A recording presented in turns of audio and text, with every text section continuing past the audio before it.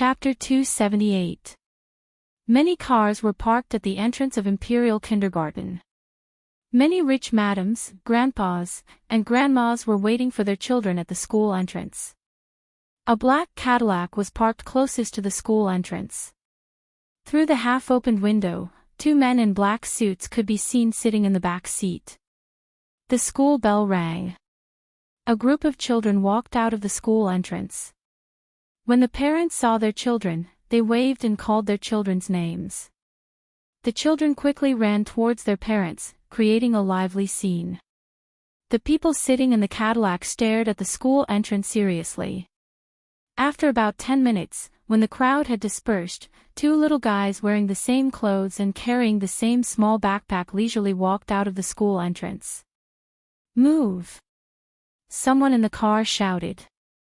Two men in black suits quickly opened the car door and ran to the two children. They each picked them up and returned to the car at an extremely fast speed. The car sped off. Xiao Bao and Xiao Yi were carried in the arms of the two men. Xiao Bao's dark eyes turned and looked at Xiao Yi. Xiao Yi was also looking at him, and the two of them smiled at the same time. Xiao Bao looked up and sized up the man who was carrying him.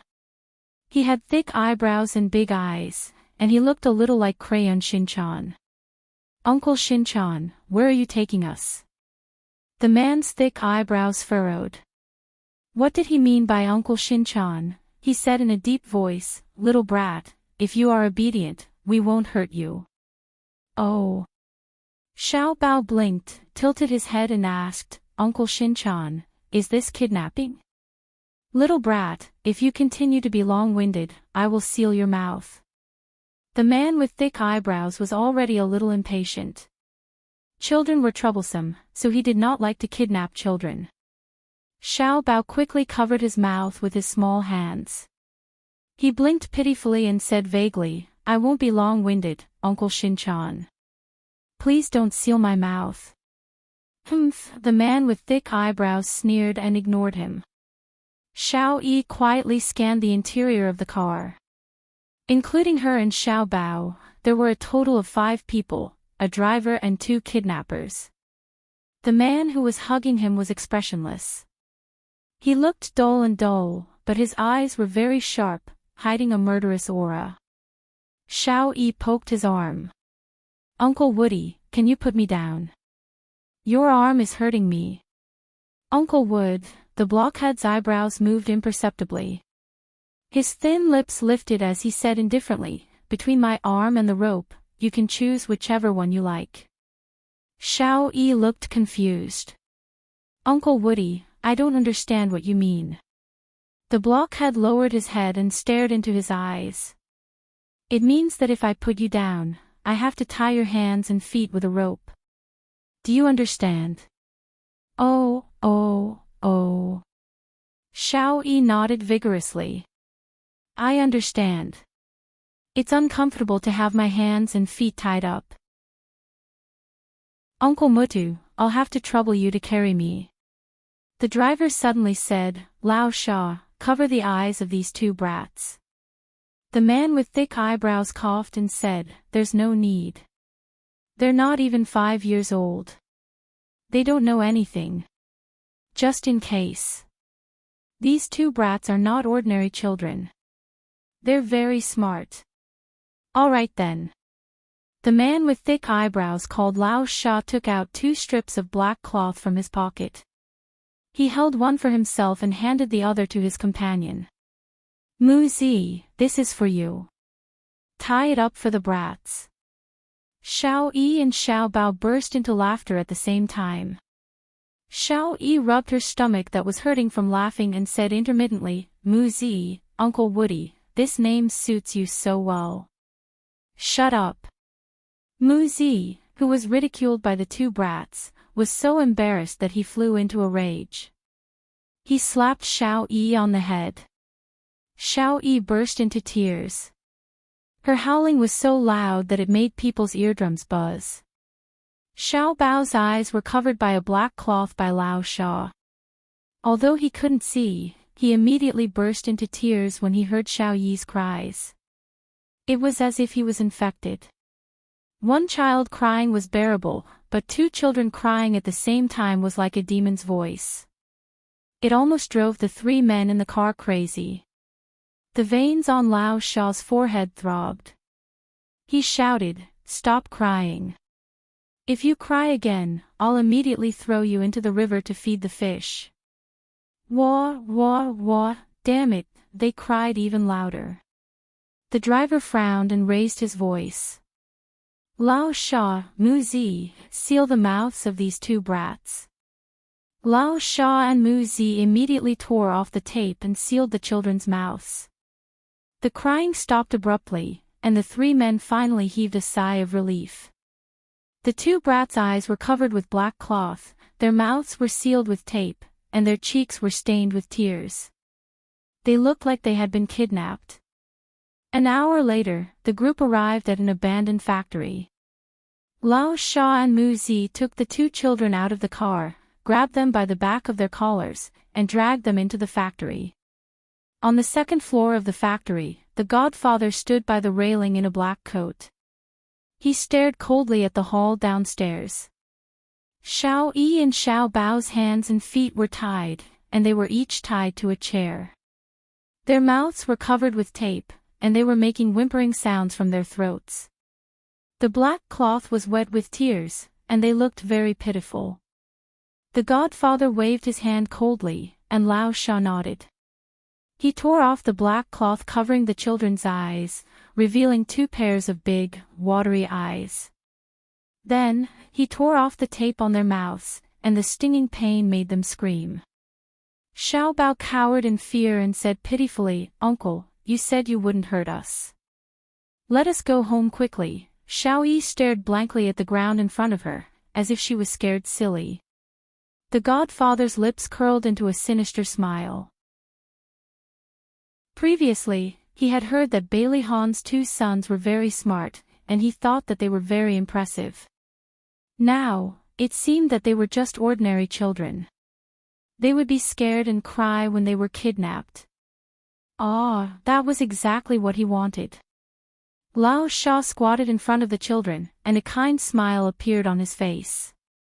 "Your name is Xiao Yi, and your name is Xiao Bao, right? Xiao Bao, I heard that you have a good relationship with Mikakito. As long as you call him and ask him to come and pick you up, Uncle will let you go home, okay?" Xiao Bao looked at Lao Sha pitifully with her big, watery eyes. "Uncle, will you keep your word?" Lao Sha said confidently, "Of course. Uncle never lies to children." Xiao Bao nodded in Gigai's direction. "Uncle, give me your phone. I'll call Uncle Shin." "What a good child." Lao Sha rubbed his hair in satisfaction. Mu Zi handed over a cell phone. Xiao Bao moved his tied hands and said with a frown, "Uncle, hand. Lao Sha smiled and said, "It's okay. Tell Uncle Mikakito's number, and Uncle will call it for you." Xiao Bao hesitated for a moment before saying, "Okay then." He said a string of numbers, and Lao Sha pressed the number on the cell phone. After the call was connected, he pressed the speaker button and put the phone to Xiao Bao's ear. Xiao Bao sniffed and said aggrievedly, "Uncle Shin, it's Xiao Bao." Mikakito's gentle voice sounded. "Xiao Bao, what happened?" Xiao Bao started crying. "Uncle Shin, two very strange uncles carried Xiao Yi and me into the car and took us to a very strange place. Our hands and feet are tied. Come and take us home quickly."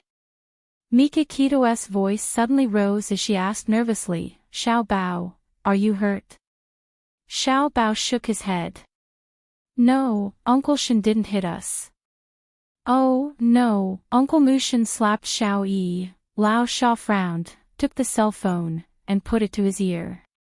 "Mikakito, you heard it. Xiao Bao and Xiao Yi are in my hands. If you don't want them to get hurt, give Su Xingchen the antidote immediately. Once I hear that Su Xingchen has woken up, I will let them go home." Mikakito said coldly, "Give the phone to Godfather. I want to talk to him." Lao Sha raised his head and looked in Godfather's direction. Godfather nodded. He was not worried that Mikakito would delay the call to locate the location of the communication because he had already installed a jamming device in the cell phone to ensure that the signal would not be tracked. Wait a minute. Lao Sha ran to the second floor and handed the phone to Godfather. Godfather said calmly, Mikakito, if you don't want anything to happen to the two children, do as my people say. I have already sent people to the hospital. Su Xingchen will wake up in an hour and tell me the location of the children. I want to ensure their safety. Tell you the location so that you can bring a large number of people to kill them. Mikakito, don't be so naive. I will tell you the location after I receive a call from Xingchen and confirm that she is safe. Mikakito said in a low voice, how do I know that you won't cheat me? Godfather chuckled. Then you can only believe that I won't cheat you. Alright, that's all. I will call you in an hour to confirm Xingchen's situation. Before Mikakito could reply, he had already hung up the phone and tossed it to Lao Sha. Look after the two children. Lao Sha knew that he was going to leave. He lowered his voice and asked, Godfather, what should we do when Miss wakes up? Shengguan Ao's eyes were filled with murderous intent. He raised his right hand and quickly made a chopping motion. His intention was clear. Kill. Even if they could not kill Mikakito directly, they could torture him by killing the people he cared about. Lao Sha nodded in understanding and turned to look at the living room downstairs. The two children had their backs to them and did not know that their fate had already been decided by them. Footsteps could be heard as Godfather walked down the stairs step by step. Xiao Yi, who had been silent all this time, suddenly raised her head and said, I want to pee. Xiao Bao said, I want to pee too. Attention, Songshu 566. Chapter 279. Brats, you're so troublesome. Lao Sha grumbled as he bent down to remove their pants. Take off your pants and pee here. Xiao Yi shouted. No. I'm a boy, and I can't pee here. I want to go to the toilet. Xiao Bao also shouted. I want to go to the toilet too. Lao Sha was getting a headache from their quarrel and waved his hand. Mu Zi, bring them to the toilet. He does not believe that these two brats can come up with any tricks. Mu Zi untied them from the chair and untied the ropes around their ankles. She grabbed one child with each hand and walked towards the toilet. The Godfather turned a blind eye to all of this. In his heart, little Wingzi and little Treasure were just two ordinary children who would cry out in fear. There was no need for him to pay attention to them. He strode towards the car parked outside the factory. Bang! A bullet flew toward the Godfather at lightning speed. He reacted quickly and pulled Lao Sha over to use him as a shield. The bullet pierced Lao Sha's chest and stayed in his body. His eyes widened in disbelief when he saw Mikakito, Suzaku, and the rest. Blood flowed out from his chest, and his body slowly fell to the ground. Bang! Bang! Gunshots rang out. Lao Sha had been used as a human shield by the Godfather, and his chest was riddled with holes. His eyes widened unwillingly as he breathed his last. The Godfather fought back with a pistol in one hand and used Lao Sha's body as a shield in the other. Two other assassins in black suits covered him. The group quickly retreated into the factory. After entering the factory, they quickly lowered the big iron gate to block the powerful firepower for a while. Quick! Bring the children over. The Godfather ordered. One hitman ran towards the toilet while the Godfather and another hitman guarded the entrance. Mu Zi had just led the children into the toilet when he heard the sound of gunfire. He knew that something was wrong and stopped the children from peeing. Instead, he grabbed their arms and dragged them outside. Little Wingzi coldly said, "Stupid blockhead, I've tolerated you for a long time. Mu Zi instinctively turned around and heard a gunshot. He felt a sharp pain in his chest. The moment he fell to the ground, he saw a black figure jumping in from the window with a gun. Jiang Dao, untie our hands. Xiao Bao stretched out his hands when he saw the black figure. Jiang Dao kicked away the pistol beside Mu Zi and shot him in the head. Then, he quickly untied the ropes on the two children's wrists, picked them up one by one, and handed them out of the toilet window. Someone was waiting for them outside. Everything happened too fast. When the Godfather's hitman arrived, all he saw was a corpse. Before he could react, a cold gun was pointed at his head. Jiang Dao slowly walked out from behind the door and asked in a deep voice, "How many people are there in the factory?" 6. Jiang Dao's eyes flickered. He already had an idea. That meant that there were only 3 survivors left in the factory. He slapped the back of the hitman's neck and the latter fainted on the ground. Jiang Dao reported the situation in the factory to Beitang Shen through the intercom. Then, he quietly moved his feet and walked towards the hole. At the same time, 2 more bodyguards jumped in through the window of the toilet and followed behind Jiang Dao to surround the Godfather and the others. When the Godfather realized that something was wrong, Jiang Dao's group of 3 was already less than 50 meters away from him with guns pointed at their chests.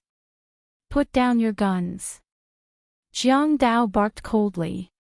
The Godfather's face suddenly changed. He still wanted to fight back, but suddenly, he heard a loud bang. The iron gate was knocked open by the car. The assassin next to him did not have time to dodge and was thrown to the hard wall by the car. After his body hit the wall, he was bounced to the cement floor. His blood was all over the ground. He did not even have the chance to make a sound before he died. Lu Xing pushed the door open and got out of the car with a pistol in her hand. Mikakito and Suzaku walked side by side at the entrance. His tall figure exuded a strong murderous aura. His deep eyes were cold and filled with bloodlust. He slowly walked towards the Godfather with an oppressive aura. He stood 2 meters away from the Godfather and said coldly, "Shengguan Ao, we meet again." At this time, the Godfather was already surrounded by people. He straightened his back, as if he didn't notice his current situation at all. He smiled slightly. "Beitang Shen, it's good that you're ruthless. I want to know how I lost." Mikakito waved her hand, and footsteps could be heard at the entrance. Then, Xiao Yi and Xiao Bao walked in slowly. They didn't look scared at all. Xiao Bao raised her chin arrogantly with a smug smile on her face. Xiao Yi, on the other hand, stood straight with a faint smile on her handsome face. Xiao Bao glanced at the Godfather in disdain and said, "Grandpa, you seem to look down on children." Xiao Yi chuckled and said, "Uncle Shen knew that you would do something bad to us, so he installed a tracker in our shoes. You were so careless that you didn't check our things. You really look down on children." A hint of regret flashed across the Godfather's eyes. He was indeed too careless. Xiao Bao chuckled. The wily old fox actually fell into the hands of 2 children. That must be a terrible feeling. Xiao Yi patted him on the shoulder and said seriously, "Xiao Bao, the old fox is regretting it so much that his intestines are turning green. Don't provoke him anymore." The Godfather suddenly laughed out loud. After a few laughs, his laughter stopped abruptly. He stared at the 2 children viciously. "You think you're smart, but you were used by Mikakito." Xiao Yi stared at him coldly. "If you're referring to the trap that we set for you, we did it willingly. It has nothing to do with Uncle Shen at all. You've miscalculated if you want to drive a wedge between us." Xiao Bao snorted. "Old fox, it's useless for you to say anything now. You're going to be in trouble soon. Xiao Yi, let's go. The scene later will be bloody, and it's not suitable for children under the age of 18 to watch. Yes, that's right. Let's go. The two little guys put their arms around each other's shoulders and left as if they were good brothers. The godfather looked at Mikakito and smiled. Mikakito, what are you going to do with me? Mikakito was expressionless as she said indifferently, I can give you a chance to live. Condition. Who's Su Yunchen's backer? The godfather smiled. Even you can't find out, so how would I know? Mikakito, if you want to kill me, just kill me. I've already seen the woman I love the most. My death is worth it. A man's words are kind when he's about to die. Can you promise me something? You want me to let Su Xingchen go? That's right. Xingchen is innocent. I was the one who hurt Xia Dong. You can target me alone. Let her go. Mikakito pursed her lips. If I'm not wrong, she's your biological daughter. The godfather paused. How do you know? Other than him and Su Murong, no one else knew about this, including Xingchen herself. Mikakito sneered. You're cunning, cold-blooded, and heartless. You don't care about other people's lives, but you care about Su Xingchen. You're even willing to take risks for her. Other than this, I can't think of any other reason. The godfather sneered. Cunning, cold-blooded, and heartless. These two words describe you. Mikakito, you're indeed powerful, but like me, you have a weakness. My weakness is Xingchen, and your weakness is Xia Dong and her children. When you don't have a weakness, then you'll be an invincible god of war. What a pity. Mikakito said indifferently. I never wanted to become a god. What's the point of living for a person without emotions? It was because of some people that his life became colorful. It was because of some people that he cared about. He enjoyed this feeling. The godfather sighed. A complicated look appeared in the godfather's eyes as he sighed. You've seen through things very clearly. Unfortunately, I didn't understand this when I was younger. I thought that I would be able to achieve greatness if I stopped loving and focused all my attention on my career. I did, but the older I get, the more regret I feel. I really want to fulfill my responsibility as a father. Beitang Xin, please let Xingchen go. Mikakito looked at him calmly. I can let her go, but you have to give me something in exchange. The godfather said without hesitation. You've destroyed most of my power in a city, but the information network is still there. I'll give it all to you. Also, I have a few properties and a sum of money in my bank account. I can give it all to you. Beitang Xin waved his hand. Words are no guarantee. I've already prepared the contract. Sign it. The godfather didn't expect him to have it all planned out. He smiled bitterly and glanced at the contract. He didn't rush to sign it. I'll sign it when the hospital tells me that Xingchen is safe. Mikakito raised his eyebrows and didn't object. A few minutes later, the godfather's phone suddenly rang. He looked at the caller ID and quickly pressed the video call button. Xingchen, Su Xingchen's bandaged face appeared on the screen. Godfather, I'm fine now. The godfather's eyes welled up with tears. He nodded repeatedly. It's good that you're fine. Xingchen, let me take a good look at you. Godfather, don't cry. I'm fine now. The godfather wiped his eyes. I'm happy. Xingchen, I'm going abroad for a while. Take care of yourself. Listen to your mommy and tell her that I love you. Su Xingchen was stunned. Godfather, you know my mommy. Yes, we used to be old friends. Su Xingchen bit his lip and asked, Godfather, when are you coming back? Welfare, Songshu 566. Chapter 280. I might not be back for a long time. Xingchen, take care of yourself and your mommy. You're a big girl now. Don't make your mommy sad, okay? Su Xingchen's heart surged with an uneasy feeling. Godfather, did something happen to you? The godfather smiled. It's nothing. I'm fine. Xingchen, that's it. I'm hanging up. Okay. Godfather, have a safe trip. You have to take care of yourself too. I'll miss you a lot. Remember to contact me when you're overseas. The godfather choked out, okay. His fingers trembled as he hung up the phone. Mikakito said calmly, you can sign the contract now.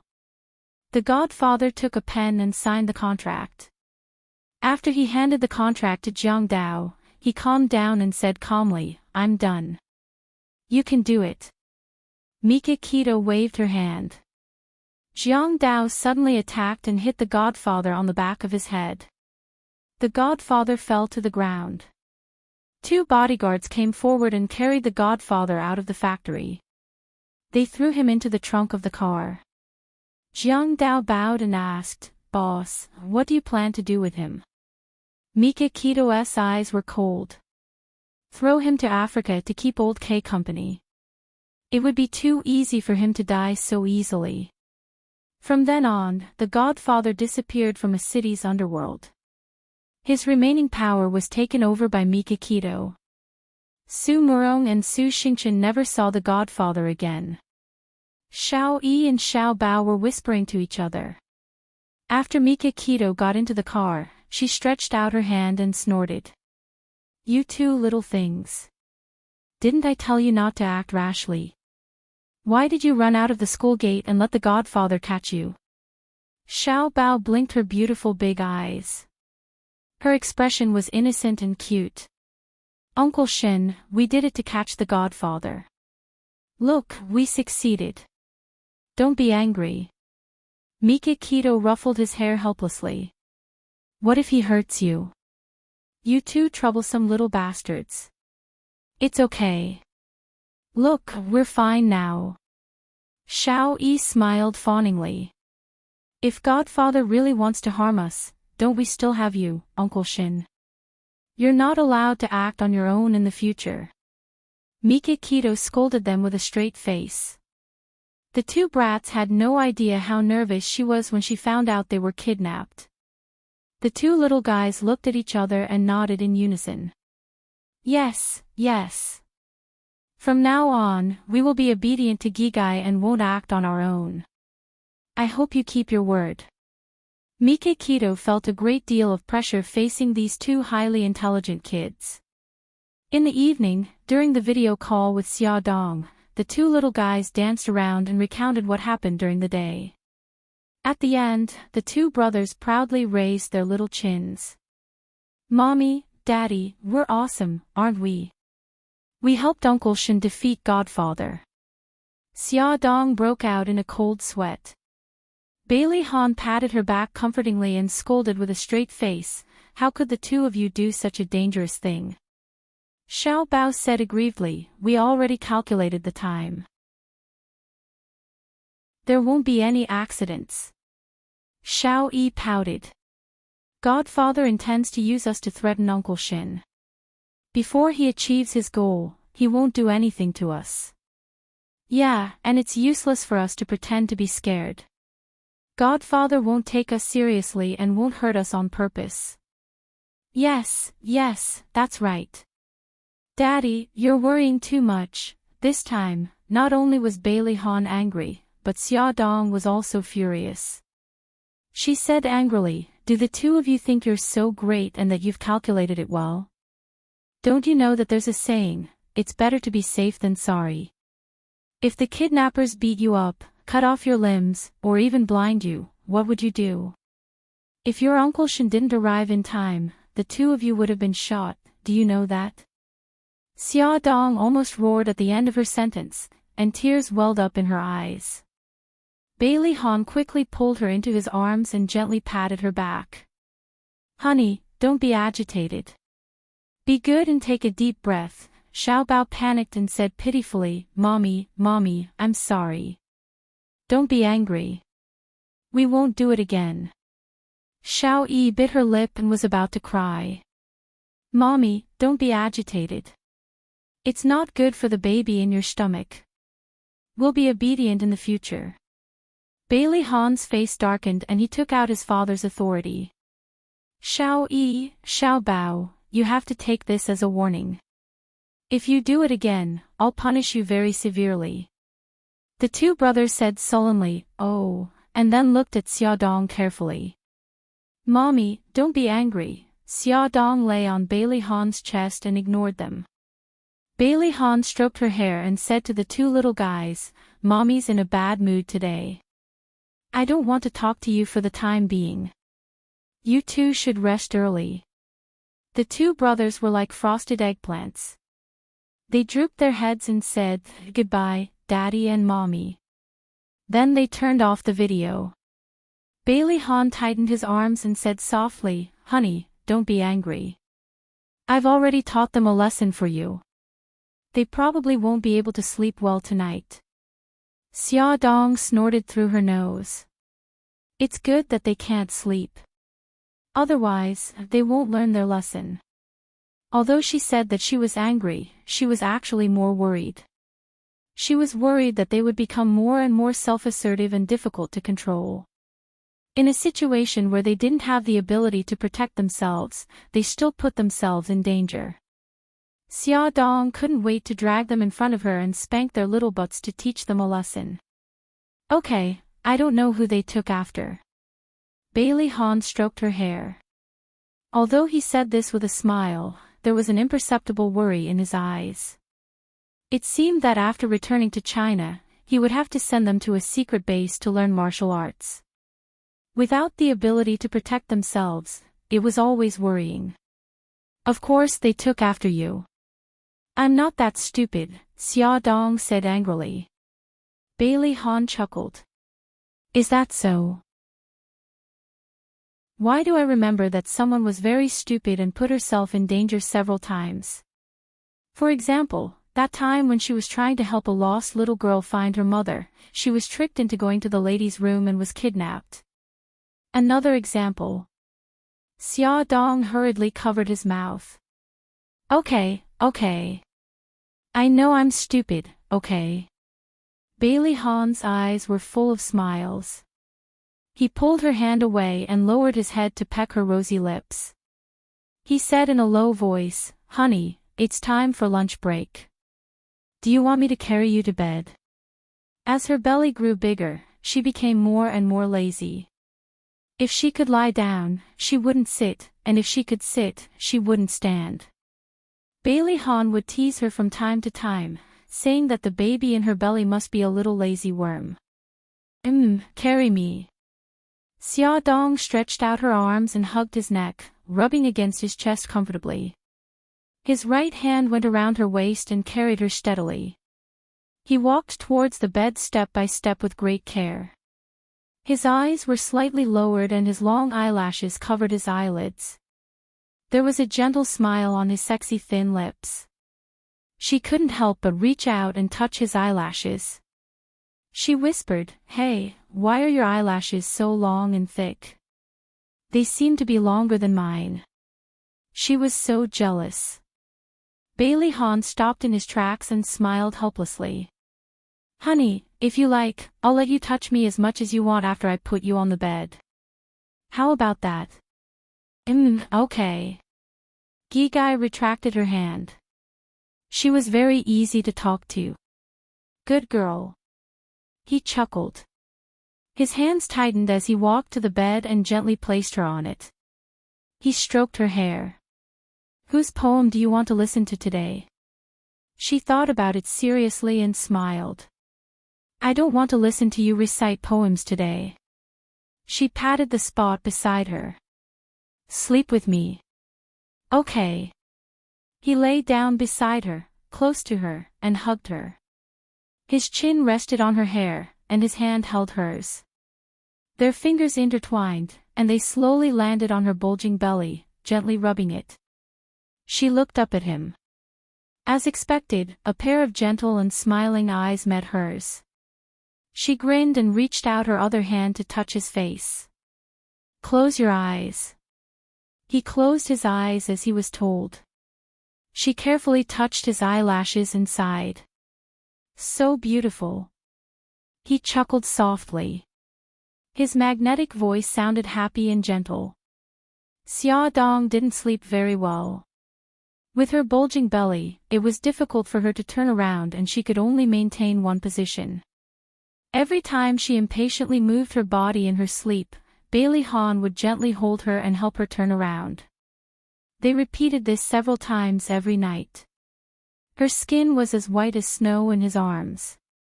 Her spaghetti-strap nightgown would occasionally slip off the shoulder straps, revealing her fair skin and deep cleavage. She was still unaware. In her sleep, her little hands would unconsciously touch him. All of this was seducing him. Every night, when he saw her soft little hands grabbing his clothes and her pink lips slightly open as she slept soundly, his heart would throb. He wanted to be impulsive, but in the end, he desperately suppressed that desire. He could only relieve himself by kissing her. So every morning, when Xia Dong woke up, she would find many suspicious marks on her neck or chest. The child was already more than 6 months old. Her legs had begun to swell. At night, Bailey Han would sometimes hear her faint moans in her sleep and his heart would ache. He quietly got up and gently kneaded her swollen legs. From her legs to her toes, he didn't let go of any part of her. He even specially consulted a masseuse and learned a few massage techniques. Every day, he would massage her regularly, which greatly reduced the pain of pregnancy. Every time, Xia Dong would lean into his arms and praise him contentedly. "Hubby, you're so good." Bailey Han would kiss her forehead tenderly. He couldn't imagine the pain she suffered when she was pregnant with the triplets. He wanted to make up for that missing relationship, so no matter how much he did, he always felt that it wasn't enough. Attention, Songshu 566. Chapter 281. The sky was clear and the sun was warm. Bailey Han accompanied Xia Dong for her prenatal checkup. He drove while she sat in the passenger seat. Along the way, she stole glances at him from time to time. She bit her red lips and loosened them. He noticed the slight hesitation between her eyebrows. He smirked. "Honey, do you have something to say to me?" Xia Dong twisted her fingers. She hadn't mentioned her illness to him since he came to Italy. Should she tell him now? Forget it, she didn't want to tell him now. He was driving. It would be dangerous if he got agitated, Xia Dong chuckled. "Actually, it's nothing." Bailey Han raised his eyebrows and didn't ask further. If she didn't want to tell him, he wouldn't force her. The doctor in charge of Xia Dong's checkup was Terence, the most famous doctor in the obstetrics and gynecology department. He was in his 40s, had blonde hair and blue eyes, and had a gentle personality. He would also be her midwife. Terence flipped through her medical records and compared the results with today's checkup results. He smiled gently. "Madam, good news. The fibroid in your uterus is slowly shrinking. If the situation develops well, the fibroid may disappear automatically." Bailey Han's eyes suddenly narrowed and his face darkened. However, because of the occasion, he didn't say anything. His hands were tightly clenched into fists. "Really?" Xia Dong was pleasantly surprised. "Then what do I need to do?" "Maintain a happy mood, exercise appropriately, and cooperate with the treatment. The rest depends on God's arrangement." Terence shrugged.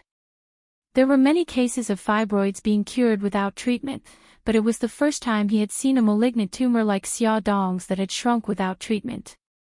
Coming out of Terence's office, Bailey Han exuded a gloomy aura. He held Xia Dong's waist with a sullen face. She looked at him carefully, held his arm and said, "Honey, let's talk." Bailey Hahn stopped in his tracks and stared at her with his deep eyes. His heart was filled with all kinds of complicated emotions. In the end, he still suppressed his emotions. He replied and helped her to sit on the sofa in the living room. Xia Dong bit her lip and said in a low voice, "I had a prenatal checkup 2 months ago and found that I had uterine fibroids. Why did you hide it from me?" he asked in a low voice. She raised her head and looked at him. "Your brain was affected by a foreign object at that time, and your memory was unstable.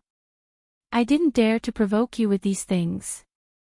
He stared at her deeply, and many images flashed through his mind. Among them, he had temporarily lost his memory and hurt her. He had even told her to abort the child and divorce. He hugged her tightly. "Honey, I'm sorry. It's all my fault." "No, it's not your fault. Don't blame yourself. Look, I'm getting better now. As long as I persevere, everything will get better." She patted his back gently. He felt sorry and guilty. He gently stroked her long hair and said in a low voice, "You didn't want to provoke me because you were sick, so you left, right?" She replied softly and chuckled. "Hubby, no matter what happens to me, you'll always be by my side, right?" "Of course," he answered firmly. "That's enough, isn't it? You'll always be by my side. We'll overcome all the difficulties together. Don't worry about the past." She raised her head and looked at him with smiling eyes. His hands on her shoulders tightened. His Adam's apple bobbed and his eyes were filled with deep affection.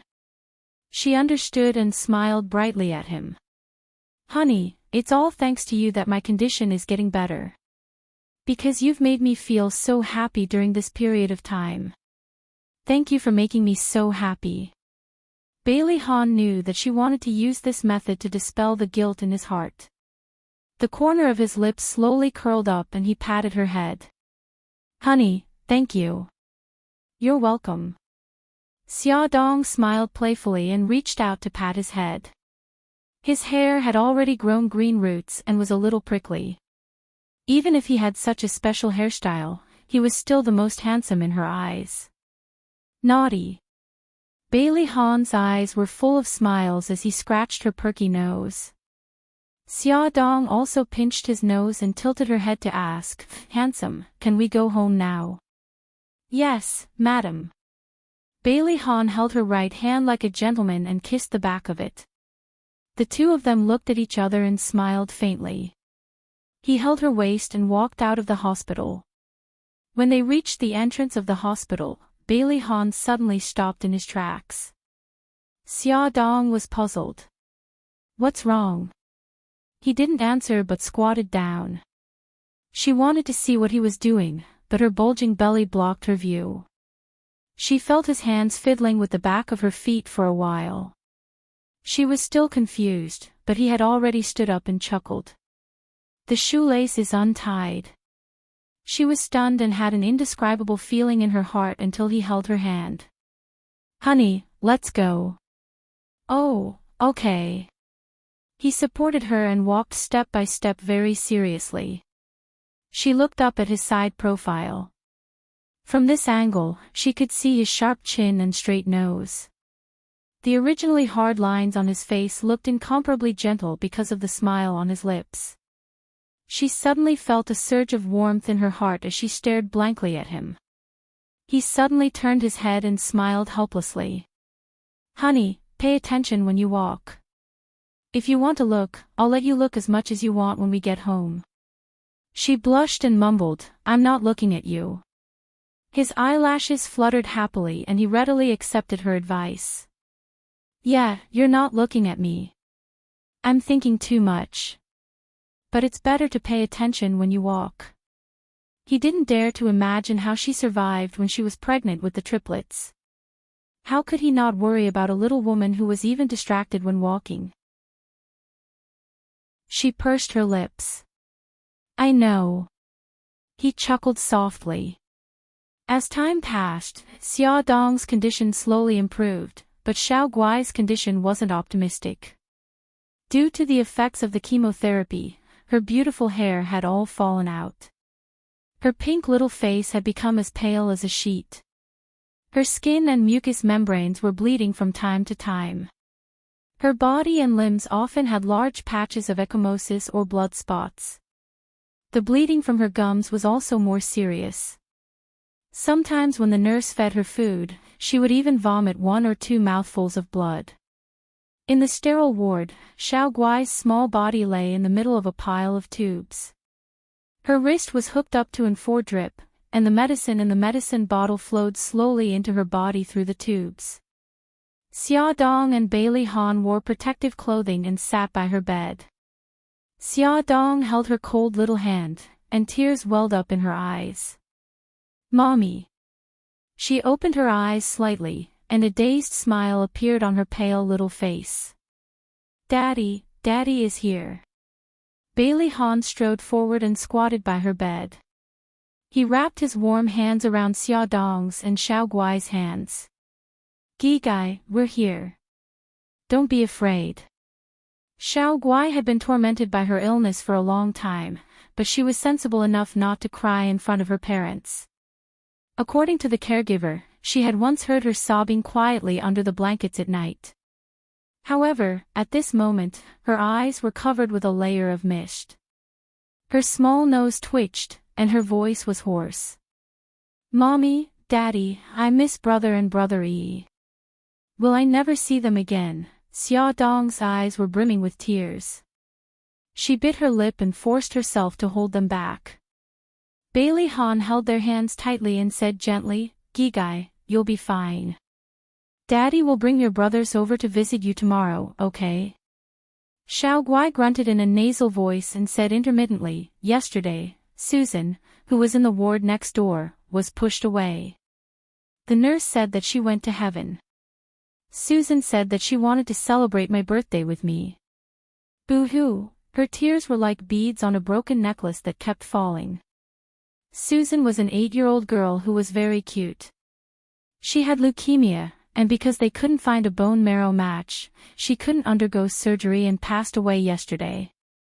It was no wonder Xiao Guai suddenly lost control of her emotions. She was afraid that she would be like Susan, suddenly losing her breath. Xia Dong bit her fist hard as tears rolled down her face. Her chest rose and fell rapidly, and her shoulders trembled violently. She wanted to comfort Xiao Guai, but she couldn't calm her emotions. "Mommy, don't cry. The baby in your stomach will cry too." Xiao Guai weakly reached out her small hand and carefully wiped away the tears beside her eyes. Bailey Han put his arm around Xia Dong's shoulders. His eyes were also shining with tears as he softly comforted the sad mother and daughter. Xia Dong's eyes were still red when they came out of Xiao Guai's ward. She sat on the sofa in the hall and calmed herself down before they walked into the doctor's office. The doctor said that Xiao Guai's condition was out of control and she needed to undergo surgery as soon as possible. It would be best if it could be done within a month. Xia Dong roughly calculated the time. She was now 7.5 months pregnant. With 3 more weeks, it would be just right for a C-section. She looked into the doctor's eyes and begged, "Doctor, no matter what, please help my daughter hold on for 3 more weeks. After 3 weeks, we can perform the surgery." Bailey Han said in a low voice, "Doctor, we're counting on you." The doctor nodded seriously and said, "Don't worry, I'll do my best." Bailey Han said, "I've already contacted my friends in the United States. They've introduced a special drug. This is a new drug that has just been developed in the United States. It's said to be very effective. I want you to give it to my daughter." He took out a photo from the United States and handed it to the doctor. After the doctor looked at the photo, he said, "I've also heard about it, but there's no such drug in Rome for the time being. Moreover, the hospital hasn't used this drug before. I don't know if it will cause side effects." Bailey Han said, I've also considered this risk, so I specially invited a doctor in the United States who has used this drug before. He'll arrive in Rome in 3 days.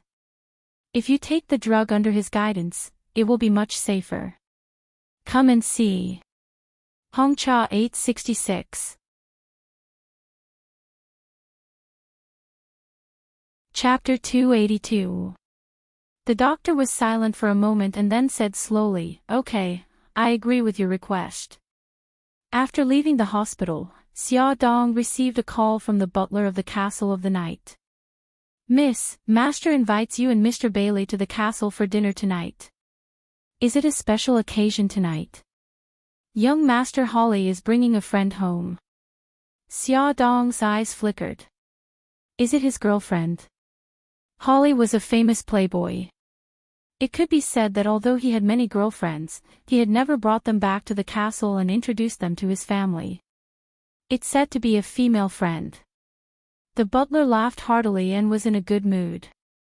Xia Dong also laughed. Then I must go and see what kind of woman Holly likes. The butler smiled and asked, Miss, do you need a car to pick you up? No, we'll drive there ourselves. The Castle of the Night was rarely so lively. Night had just fallen, and the lights in the entire manor were lit up. The bright lights enveloped the ancient castle, just like the stars surrounding the moon. Against the backdrop of the night, it looked even more luxurious and charming. The Rolls-Royce stopped outside the main gate of the castle. A servant immediately stepped forward and bent down to open the car door. Bailey Han supported Xia Dong as they walked up the stairs step by step and into the magnificent main hall. As soon as they reached the door of the living room, Holly greeted them with a bright smile on his handsome face and his arms open. My dear Xia, you're so charming tonight. Holly, you're very handsome tonight too. Where's your mysterious guest? Because of their stomachs, they couldn't hug each other as usual. Instead, they shook hands. Holly smiled and leaned to one side. Xia Dong found that there was a beauty standing behind him, an Asian beauty. This Asian woman was tall. Xia Dong was considered tall among women, but she was half a head taller than Xia Dong. Wearing high heels, she should be about 1.75 meters tall. She was wearing an ink Jiangnan Cheongsam. Although it was black and white, it made people's eyes light up. The perfectly tailored plain brocade Cheongsam perfectly outlined her graceful curves. Her pair of watery eyes were slightly smiling, and her delicate facial features were elegant and charming. Her fair skin was so fair that it could be broken with a flick of a finger. Under the reflection of the luxurious crystal lights, she was so elegant that she looked like a woman who had walked out of an ink painting. Holly smiled and introduced, Xia, this is my friend, Shui Ruyan. Ruyan, this is the one I mentioned to you before. She's my adopted sister, Xia Dong. The one beside her is her husband, Bailey Han. Shui Ruyan, as her name suggested, was as gentle and beautiful as smoke. She smiled gently, revealing 2 dimples on her lips. Hello, Mr. Bailey, Mrs. Bailey. Bailey Han nodded coldly in response. Xia Dong smiled. Hello, Miss Shui. Shui Ruyan was very elegant. Her every move showed that she came from a prestigious family. Her every frown and smile had the unique charm of an Asian woman. In the dining room, the marble floor, the gorgeous chandelier, the shiny silver cutlery, the exquisite food, and the mellow red wine made the banquet look perfect. At the table, Holly was humorous and witty, making Tomac laugh heartily. Shui Ruyan didn't talk much until Holly brought the topic to calligraphy and painting. Coincidentally, Tomac was especially fond of China's calligraphy and painting. He admired her attainments in this field. Tomac didn't hide his admiration. Miss Shui, you're so young, but you know so much. It's rare. Shui Ruyan smiled. I've made a fool of myself.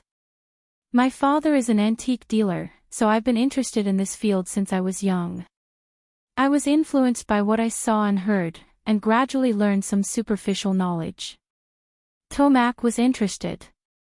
Can you tell me what you do for a living? She smiled. I'm an appraiser for an auction company. I'm responsible for appraising China's antiques and paintings. Very good, very good. Tomac nodded his head and looked at Holly with a smile. He praised the latter for turning over a new leaf and making such a girlfriend. After the banquet ended, everyone sat in the living room and chatted. Xia Dong discovered that the relationship between Shui Ruyan and Holly wasn't ordinary.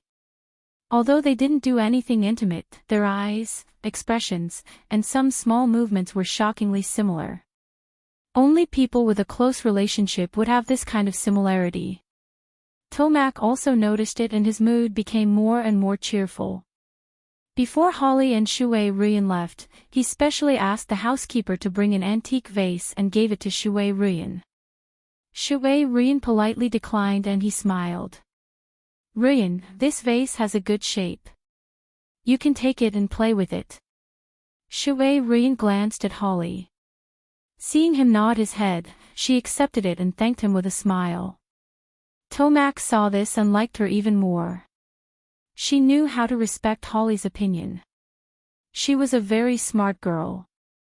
Shui Ruyan politely bid farewell to everyone. Holly personally put the shawl on her shoulders. She held his arm and the two walked out of everyone's sight. Holly's car drove out of the castle. Tomac looked at Xia Dong and smiled gently. Xia, what do you think of Shui Ruyan? Xia Dong smiled. Smart, beautiful, and knows when to advance and retreat. She also has Holly in her eyes. I think she's quite good. Tomac nodded. I think so too. Han, what do you think? Bailey Han looked indifferent. She looks too perfect. It makes her seem unreal. I don't like it. Tomac's expression froze. He coughed and said, maybe she's perfect. Bailey Han smiled. There's no perfect person in this world. More or less, everyone has some flaws. It's because of these flaws that they have flesh and blood. Tomac was touched by his words and fell into deep thought. Xia Dong smiled and said, maybe it's because I'm not perfect, so I admire those who look perfect. Let's not talk about other aspects. Miss Shui's personality is quite good. Holly should get along well with her. Tomac sighed. I hope Holly is serious this time. He's not young anymore. It's time for him to start a family. Godfather, don't worry. I think Holly has matured a lot. Xia Dong comforted him. Yeah, that's why I'm so happy about him. After chatting for a while, Xia Dong and the others said goodbye. On the way back to the villa in the car, Xia Dong sighed. Shui Ruyan is really beautiful and elegant. I'm quite supportive of her being with Holly. Bailey Han said in a serious tone, she's not as beautiful as you, and she doesn't have your elegance. Xia Dong's face darkened. Hubby, don't go against your conscience and praise me. I'm telling the truth. She's like a doll. She lacks personality. You're the best. Although Xia Dong felt sweet from his praise, she was still curious. Hubby, it seems like you don't like her. Why? Don't all men like beautiful women? Bailey Han's eyes darkened. There's something about her that's similar to Su Yunqian.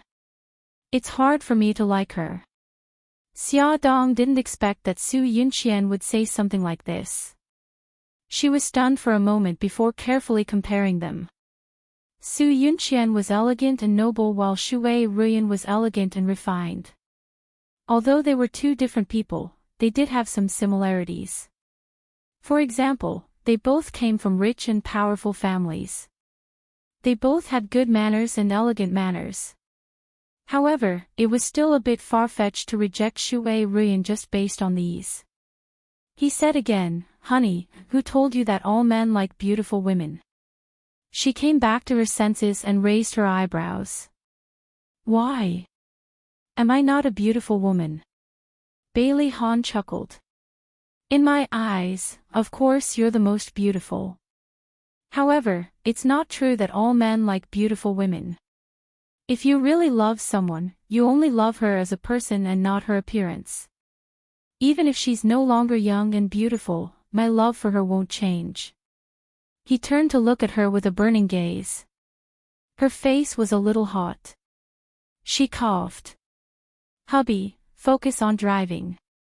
He sighed. "Honey, you really know how to ruin the atmosphere." She covered her mouth and snickered. She had to admit that his confession was very effective on her. Bailey Han didn't lie to Xiao Guai. He really arranged everything and brought Xiao Yi and Xiao Bao to Rome. After the Bailey family's private jet landed, the two brothers, wearing identical clothes, walked out of the plane and appeared in front of Bailey Han and Xia Dong. "Dad, Mom," Xiao Bao ran over with his short legs while Xiao Yi walked over calmly and unhurriedly. Bailey Han bent down and picked them up, one on each side with a gentle smile on his face. Xia Dong also wanted to hug them, but with her big belly, she couldn't do it. She could only pat their heads and smile. "Babies, are you tired?" "We're not tired," the two answered in unison.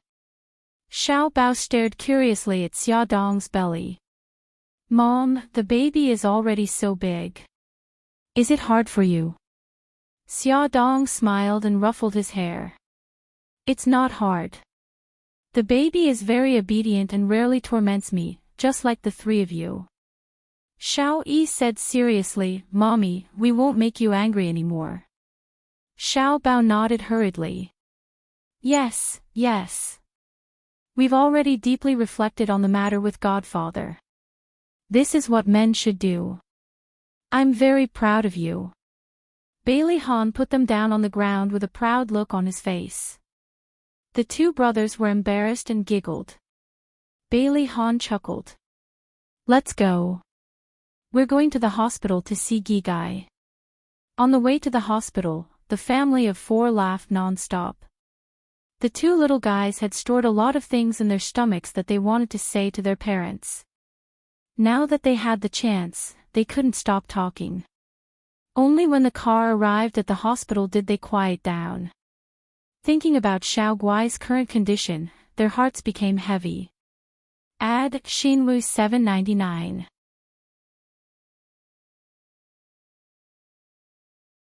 Chapter 283. Xiao Yi and Xiao Bao almost couldn't believe their eyes. Was the little girl on the hospital bed, tortured by her illness, really their adorable little sister? Their noses turned sour, and tears welled up in their eyes. They clenched their fists at the same time and bit their lower lips tightly. However, no matter how hard they tried to suppress it, they couldn't suppress the urge to cry. Their tears fell pitter-patter. Xiao Guai lay weakly on the bed. Her eyes opened slightly, revealing a look of pleasant surprise. A smile slowly bloomed on her lips. Brother Yi." Her voice was a little hoarse. Xiao Yi and Xiao Bao quickly ran to her side. Xiao Bao carefully stroked her pale little face and tearfully said, "Gigai, it's us. We're here." Xiao Yi gently held her cold little hand. Tears glistened in her eyes as she softly said, "Gigai, don't be afraid. We'll always be with you." Xiao Guai held Xiao Yi's hand tightly and smiled faintly. "I'm so happy. Brother Yi, I'll get better, right?" Xiao Bao nodded vigorously. "Yeah, right. You'll definitely get better." Xiao Yi bit her lip. "Gigai, we still have to go to kindergarten together, primary school together, middle school together, and university together, so you'll definitely get better." Xia Dong looked at the three children. They were all holding back their tears. They were clearly very sad, but they were still comforting each other. They were so sensible that it made her heart ache. Unknowingly, her tears had blurred her vision. Suddenly, she was pulled into a warm embrace. Bailey Han gently wiped her tears and comforted her softly. "Wifey, it's okay. Gigai will definitely be fine. Don't be sad," she nodded with tears streaming down her face. Yes, she couldn't be sad or agitated. Otherwise, it wouldn't be good for the baby and it would affect her condition. She had to be strong. Bailey Han comforted his wife and children. It took him a lot of effort to calm everyone down. After Xiao Guai fell asleep, the family of 4 came out of the ward and waited for the elevator. When the elevator door opened, Holly and Shui Ruyan walked out. Shui Ruyan was carrying a flower basket. Xia Dong was slightly taken aback. Xiao Bao shouted excitedly, "Uncle Holly." "Hey, Xiao Bao, when did you come to Rome?" Holly hugged Xiao Bao and happily rubbed his little face. Xiao Bao was tickled by the stubble on his chin and frowned. "I just arrived today." "Uncle Holly, are you here to visit Xiao Guai?" "Yes, I brought my friends to visit Xiao Guai." "Oh, I was so excited that I forgot to introduce them." Holly placed Xiao Bao on the ground and smiled at Shui Ruyan. "Ruyan, this is Xia's youngest son, Xiao Bao. This is Xia's eldest son, Xiao Yi." As he spoke, he patted Xiao Yi's head and smiled. "Xiao Yi, you can also call me Uncle Holly." Xiao Yi nodded politely. "Hello, Uncle Holly and Auntie." "Good girl." Shui Ruyan had a faint smile on her face. Her gaze lingered on Xiao Yi and Xiao Bao for a few seconds before turning to Xia Dong and Bailey Han. "Mr. Bailey, Mrs. Bailey, I heard from Holly that Xiao Guai is sick, so I wanted to come and see her. I hope I won't disturb you." Xia Dong smiled. "Miss Shui, thank you for your concern. But Xiao Guai just fell asleep." Shui Ruyan said considerately, "Then let's take a look outside the ward. Don't go in and wake Xiao Guai." "Holly, what do you think?" Holly smiled gently. "Okay." Xia Dong and her family of 4 accompanied them to the door of the ward. Shui Ruyan looked through the glass window and saw Xiao Guai's current appearance. Her expression was a little sad and her eyes reddened. Her beautiful eyes had tears in them. When she saw Xia Dong looking at her, she smiled embarrassedly. "Sorry, I forgot myself." Holly thoughtfully held her slender waist and explained to Xia Dong, Ruyan's younger sister died of leukemia when she was very young. When she saw Xiao Guai, she couldn't help but think of her younger sister. Shui Ruyan forced a smile. "My younger sister was only 6 years old when she fell sick. I was only 8 years old, but I always remember how she looked when she was seriously ill. I'm sorry, I shouldn't have mentioned this. I believe that Xiao Guai will definitely get better." Xia Dong smiled kindly. "It's okay, don't worry about it. Thanks to your auspicious words, Xiao Guai will definitely be fine." Shui Ruyan smiled faintly. "Yes, Xiao Guai is so cute. God will bless her. Holly and I have something to do, so we'll take our leave first." "Okay, if you have time, you can come to our house to play." Shui Ruyan winked playfully. "Okay, it's rare to meet Chinese people in Rome. I won't be polite." Everyone went downstairs together. Bailey Han and Holly's cars drove out of the hospital's parking lot one after the other. Bailey Han's villa was only 2 streets away from the hospital. Soon, they parted ways with Holly.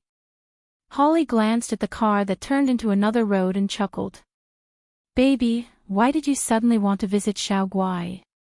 Shui Ruyan turned to look at him. 2 faint smiles bloomed on her beautiful face. "Darling, I know you like Xiao Guai a lot. As your girlfriend, of course, I have to love her too. Holly smiled. You know how to please people. Shui Rian reached out to pinch his handsome face and said coquettishly, What's wrong? Don't you like her? Of course not, I like her a lot. He took the opportunity to hold her hand and kissed her fair and slender fingers. She smiled sweetly and her eyes revealed a different kind of flirtatious expression. I'll make you like her even more.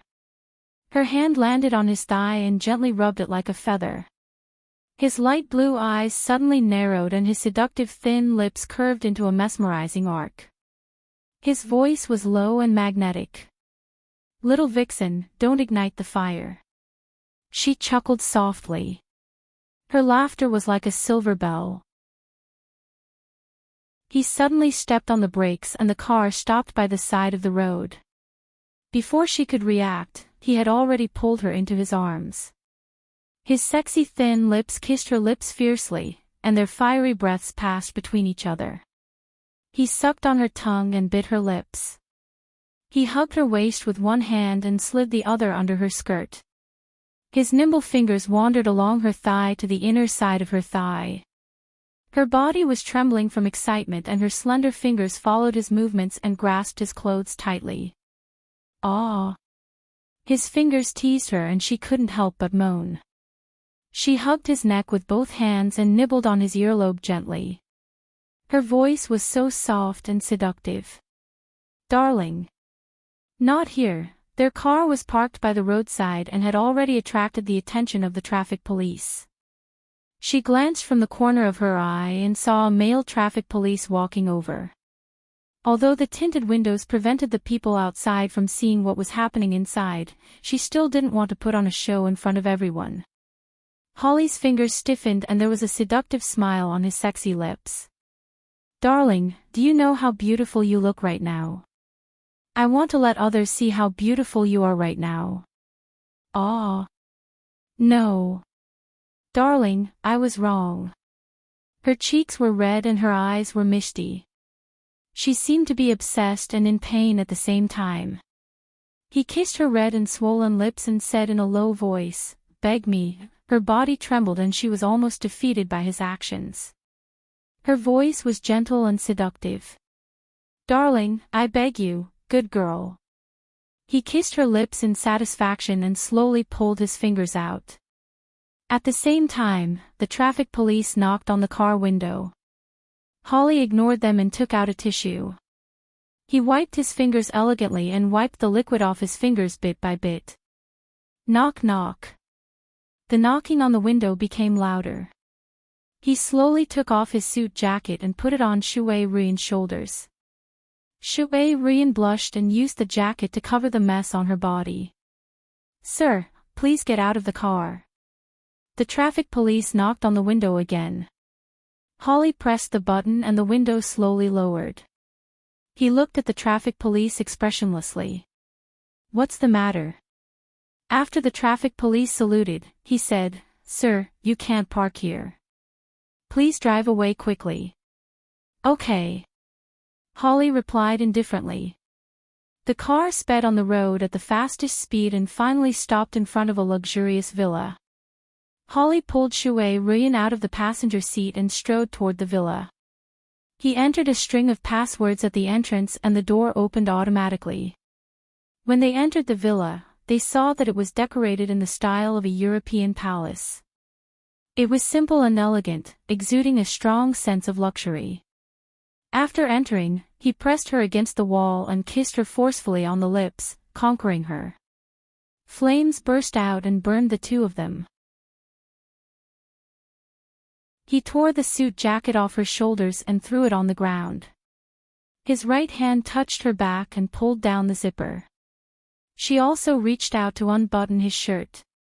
Just as she unbuttoned one button, he suddenly grabbed the lapel with both hands and took off his shirt. The clean and tidy living room was in a mess in an instant. His shirt was thrown at the door, her skirt was thrown on the sofa, his pants were thrown at the corner of the stairs, and her underwear was thrown in the corridor leading to the bedroom. By the time he placed her on the large, palatial bed, they were already facing each other naked, with no cover at all. He didn't give her any chance to breathe and penetrated her fiercely. She grabbed his arm tightly and moved up and down with his movements. He rubbed, teased, and tortured her constantly, but he just didn't let her be satisfied. She stared at him with wet eyes and bit her red lips to express her dissatisfaction. His lips curled up into a sinister smile. "Baby, I thought you were still thinking about him." She whimpered, "Of course not. My body and mind are all yours now." He bit her neck and panted heavily. "Prove it to me. I love you." She hugged him tightly and whispered in his ear.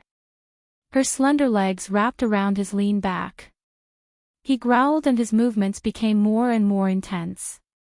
Finally, he led her to the peak. Lying in his arms, she closed her eyes and panted. Her heart was beating so fast that it almost jumped out of her chest. Only she knew that at the moment when they were walking in the clouds, she had treated him as someone else's substitute. Ad Songshu 566.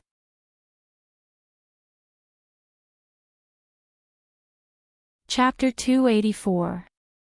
2 days later, the Dr. Bailey Hahn invited from the United States, Louis, rushed to Rome. He brought the special medicine with him, and Xiao Guai took the medicine under his guidance. The equipment recorded the changes in her condition 24 hours a day, and the doctors and nurses were on high alert. Louis had already arranged several emergency response plans in advance. Everyone was waiting anxiously. On the first day Xiao Guai took the medicine, there were no special effects, but there were no side effects either. On the second day, the symptoms of her bleeding gums subsided. On the third day, her gums stopped bleeding, and the blood spots and petechiae on her body faded. The whole family was very happy, and Louis decided to continue her medicine. A week passed, and she became more and more sleepy. She slept most of the day. After breakfast, she would go to bed early, after lunch, she would take a nap, and after dinner, she would sleep until the next day. However, after sleeping for so long, she still looked drowsy when she was awake. Sometimes, she would play with her brothers and fall asleep in Bailey Hahn's arms. Bailey Hahn was worried that it was a side effect of the special medicine. After Louis carefully examined her, he said that other than drowsiness, there were no other side effects. After careful consideration, Bailey Hahn decided to let Xiao Guai continue to take the special medicine. 2 days later, Xiao Guai's condition did not continue to worsen, but she was still very weak. Every day, except for lying in the sterile ward, she could not go outside. Occasionally, when she was in good spirits, she would get out of bed, walk a few steps, and play with her 2 brothers for a while. Xia Dong was ready for the surgery. After the examination, Terence said, "Mrs. Bailey, based on your current condition, there is no need for a hysterectomy. You just need to remove the uterine fibroids when you have a C-section." Xia Dong said excitedly, "Really? That's great, Terence. Thank you very much." Bailey Hahn reached out and held Terence's hands tightly. "Thank you." At this moment, tears welled up in his eyes. Finally, they had overcome one obstacle, but there were still other obstacles that could be overcome. Coming out of the office, Bailey Hahn couldn't wait to hug Xia Dong and kiss her passionately. He didn't let go of her until her breathing became erratic. He pressed his chin against her neck and deeply breathed in her unique fragrance. His surging emotions couldn't calm down for a long time. The doctor set the time for the operation, which was 2 days later. During the video call with his family, Bailey Hahn relayed the news to them. They were all very nervous, but no one showed it. Everyone comforted them and prayed for them. That night, Mika Keto called. Xia, I heard from Holly that you and Xiao Guai are going to undergo surgery. I'm jealous that you're thinking about another man. Shouldn't you comfort my hurt heart? Okay, I'll comfort you." Her eyes curved as she smiled. She pouted and kissed him loudly on the cheek. Oh, that's not enough. Put it on the account first. I'll collect interest. He narrowed his good-looking eyes and his lips curved into a mischievous smile. When Mikakito and Suzaku arrived in Rome, it was already the next morning. They first went to the hotel they had booked to tidy up. Then, Mikakito gave Suzaku a day off. He went to the hospital alone to visit Xiaodong and her mother. Parking the car in the underground parking lot, he quickly walked to the elevator. The elevator door opened, and a beautiful Oriental woman came out. She was exquisite and slender, with delicate facial features. When she saw him, her beautiful pupils suddenly shrank, and she revealed an elegant smile. "Hello, Mr. Beitang." Mikakito stared at her sharply. "Who are you?" The smile on her lips became more obvious. "My name is Shui Ruyan." "You're Shui Ruyan." Mikakito sized her up calmly. His eyes were deep, hiding an unreadable emotion. Shui Ruyan laughed softly. "That's me.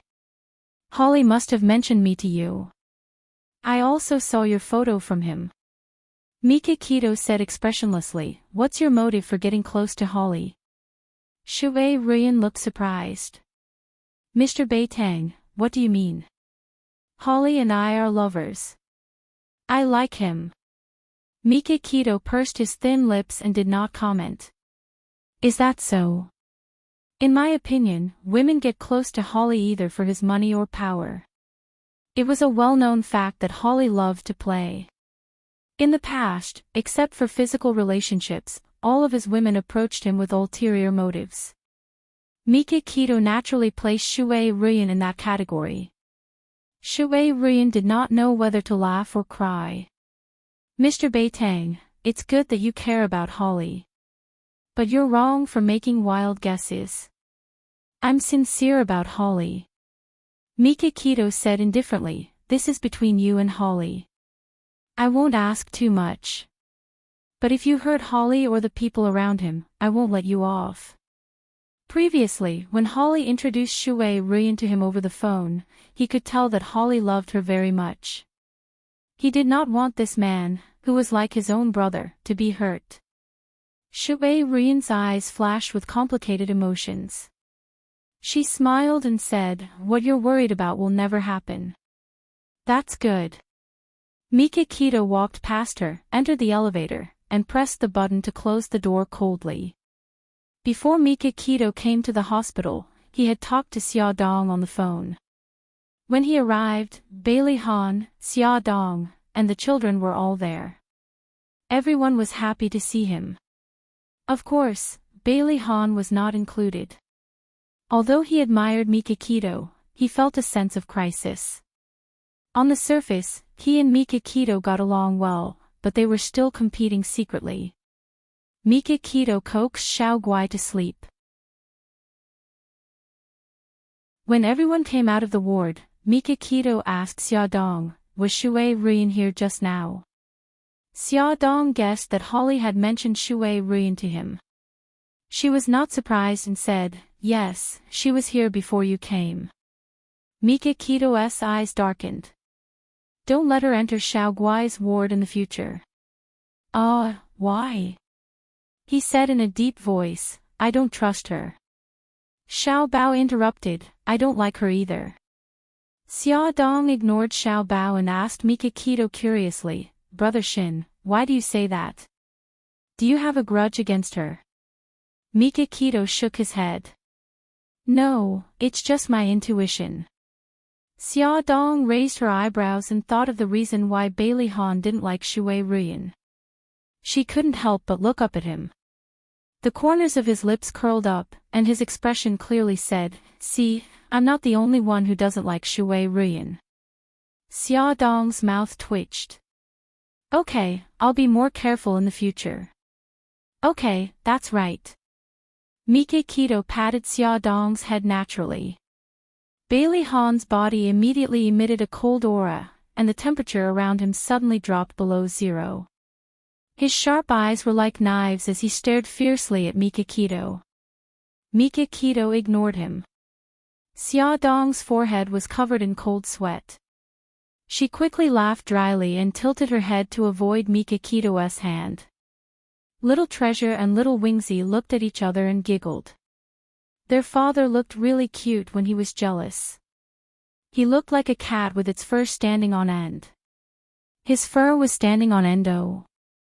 After leaving the hospital, Mikakito called Suzaku. Suzaku, investigate a person.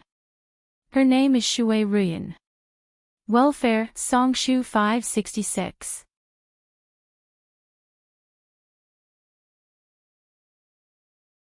Chapter 285.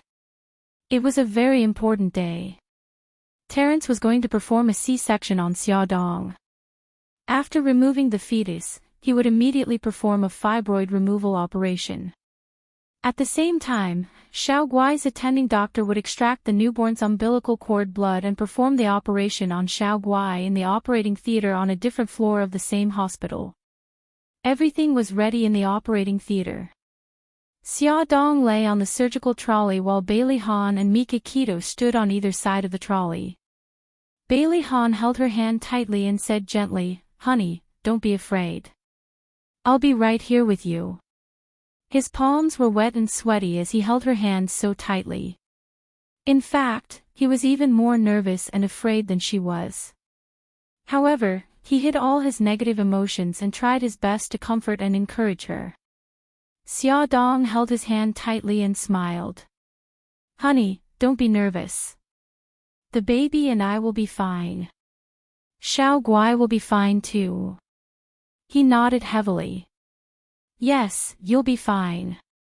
Xia Dong grinned and turned her head slowly to look at Mikakito. Mikakito stroked her sweat-soaked hair and said in a deep voice, Xia, don't worry. We're all here." "Yes, Brother Shin." "Thank you." She smiled at him gratefully. It was almost time. The nurse reminded them kindly, the patient should be pushed into the operating theater. "Please make way." Bailey Han and Mikakito reluctantly let go of Xia Dong. They stood rooted to the ground and watched as the nurse pushed Xia Dong into the operating theater. The door to the operating theater slammed shut and their hearts skipped a beat. The two of them sat upright on the sofa and waited. Their faces were expressionless, but their palms were sweating. In the delivery room next to the operating room, there was a pregnant woman who gave birth naturally. Before Xia Dong entered the operating room, she had already been screaming. It had been an hour since Xia Dong had entered the operating room, but she still hadn't stopped screaming. Hearing this, Bailey Han and Bailey Han broke out in cold sweat. The veins on Bailey Han's forehead bulged. Mikakito pressed her hands tightly on her legs. Both of them stared anxiously at the operating room. Wah wah. Half an hour later, in the empty corridor, there was suddenly the sound of a baby crying. The two of them suddenly jumped up and ran towards the operating room. Before they arrived, the door of the delivery room beside the operating room suddenly opened. Nurse Miss carried a baby and walked out with a smile on her face. "Mr. Smith, congratulations. Your wife has given birth to a little princess." A blond man with blue eyes rushed over at the speed of a rocket. He murmured excitedly, God bless, my dear child." Bailey Han and Mikakito froze in their tracks. After the ecstasy, their hearts turned cold as if they had been doused with cold water. They looked at each other and quietly withdrew their gazes. They decided not to return to the sofa and stood at the door of the operating theater to wait. For the first time, Bailey Han deeply understood what it meant to live like a year and what it meant to suffer. He turned to look at Mikakito and asked in a hoarse voice, 5 years ago, when Xia gave birth to Xiao Bao and the others, were you the one who was with her the whole time?" "Yes," Mikakito said softly. "She gave birth naturally. She was in labor for more than 10 hours. The pain she suffered at the time was similar to when she was addicted to drugs. After she gave birth, she fainted from the pain. As she recalled the past, Mikakito's eyes were filled with deep sorrow. Bailey Han's heart also ached with every word he said. He clenched his fists tightly. He almost didn't dare to imagine how she looked when she was sweating profusely and losing control during labor. He was so upset and regretful that he wasn't by her side at that critical moment. Wah wah wah wah. Finally, the baby's cries came from the operating theater. Bailey Han trembled all over. The nurse opened the door of the operating theater and carried the baby out. She smiled and said, "It's a little princess." "Mr. Bailey, congratulations." Bailey Han did not look at the baby. He asked anxiously, "How is my wife?" "The operation was very successful. The fibroid has been removed. Now we will send the baby to the nursery. The baby's umbilical cord blood will also be sent to the operating theater on the 12th floor." The 12th floor was the floor where Xiao Guai was. Next, Xiao Guai would undergo the umbilical cord blood transplant operation. Bailey Han was relieved. "Nurse miss, let me hold the baby." The nurse smiled and handed the baby to him. He took the baby with trembling hands. His movements were so stiff that he did not even know where to put his hands. The baby was so small. Her face was wrinkled, her skin was red, and her eyes were tightly shut. She looked very ugly. His heart was filled with this little guy. Bailey Han wanted to laugh, but he could not control the tears in his eyes. As a clean freak, he did not mind that the baby had just been taken out of the womb. He lowered his head and kissed the baby's little forehead. His voice was hoarse. "Baby, I'm Daddy." Mikakito also hugged the baby. Her mood was extremely complicated. The nurse took the baby to the nursery. Bailey Han watched her go reluctantly. The doctor was stitching up the wound in the operating theater. After more than half an hour, he let Bailey Han and the others in. He saw the bloody sheet in the nurse's hands and suddenly shivered. Xia Dong was still unconscious because of the anesthetic. Her face was as pale as paper. Bailey Han bent down and kissed her sweat-dampened forehead. He said hoarsely, "Honey, you've suffered." He suddenly turned his head and covered his face. His shoulders were trembling violently. Mikakito looked at him, and then looked deeply at Xia Dong. She left the operating theater silently. Tears flowed down through his fingers. Bailey Han tried his best to control his emotions. After a few seconds, his rapidly heaving chest calmed down. He wiped away his tears, turned around, and held Xia Dong's hands tightly. After more than 10 minutes, the nurse pushed Xia Dong into the ward.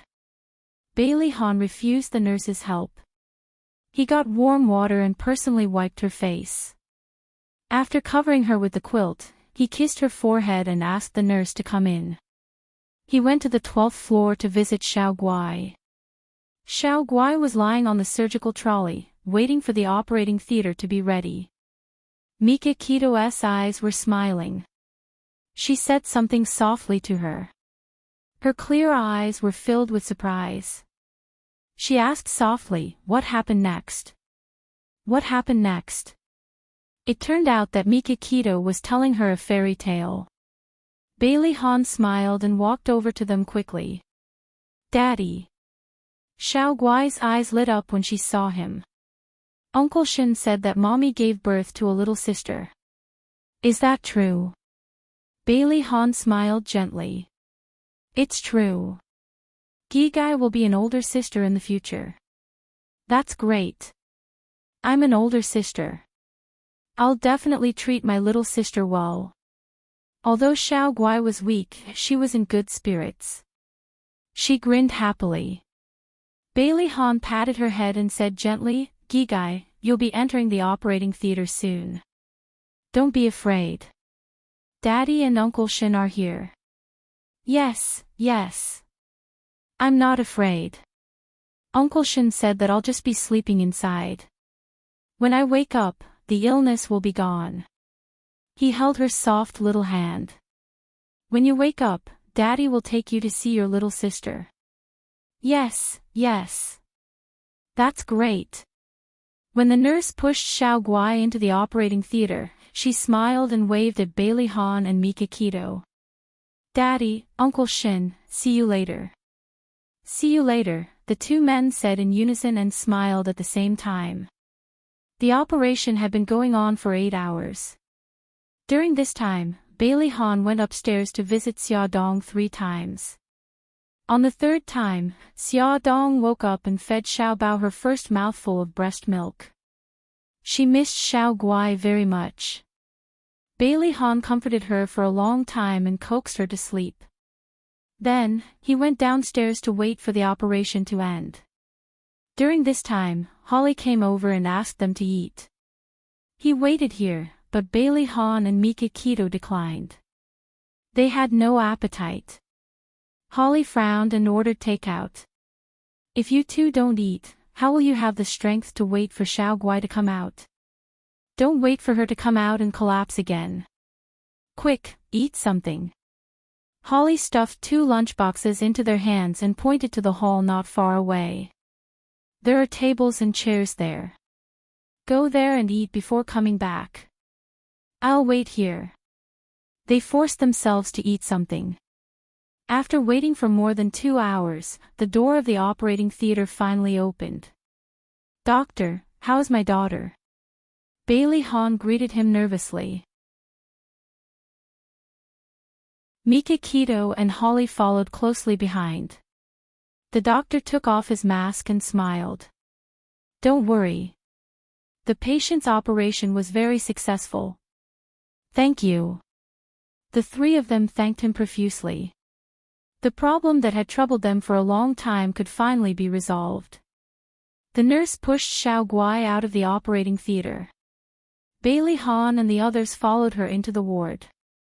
After confirming that Xiao Guai was fine, they called the nurse to take care of Xiao Guai.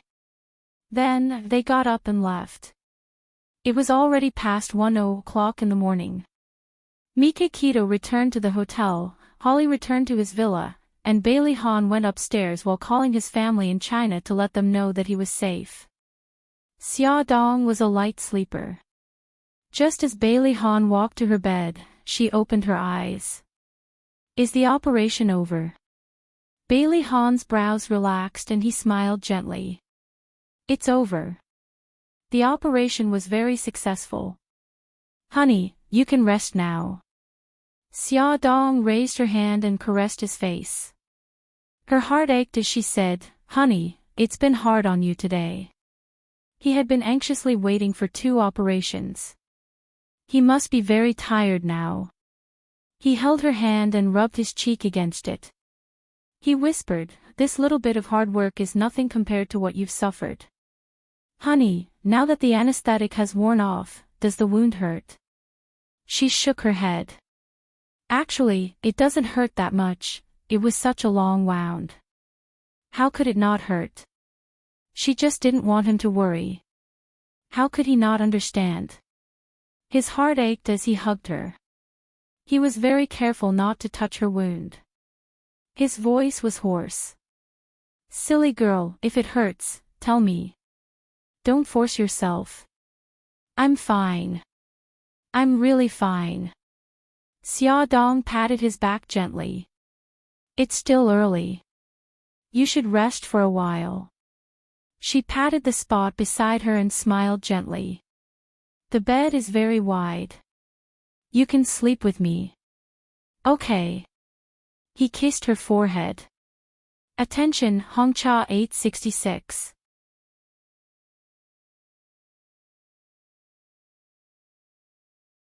Chapter 286. Honey, you're awake. Do you feel uncomfortable anywhere? Xia Dong opened her eyes and saw Bailey Han's familiar face. His gaze was gentle, and his fingers were gently tidying her hair by her ears. She smiled. No, I'm much better now. He kissed her forehead. The doctor said that you can eat some semi-liquid food now. I asked Marlene to make cushion carp soup. It'll be sent over in 20 minutes.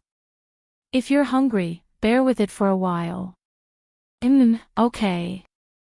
She stared at his bloodshot eyes and caressed his clean-shaven chin. Her heart ached as she asked, "You woke up very early. Why didn't you sleep a little longer?" He chuckled softly. "I can't sleep whenever I think about how we have a baby and how Xiao Guai's surgery was a success." Silly. She rubbed her face against his, feeling a little touched.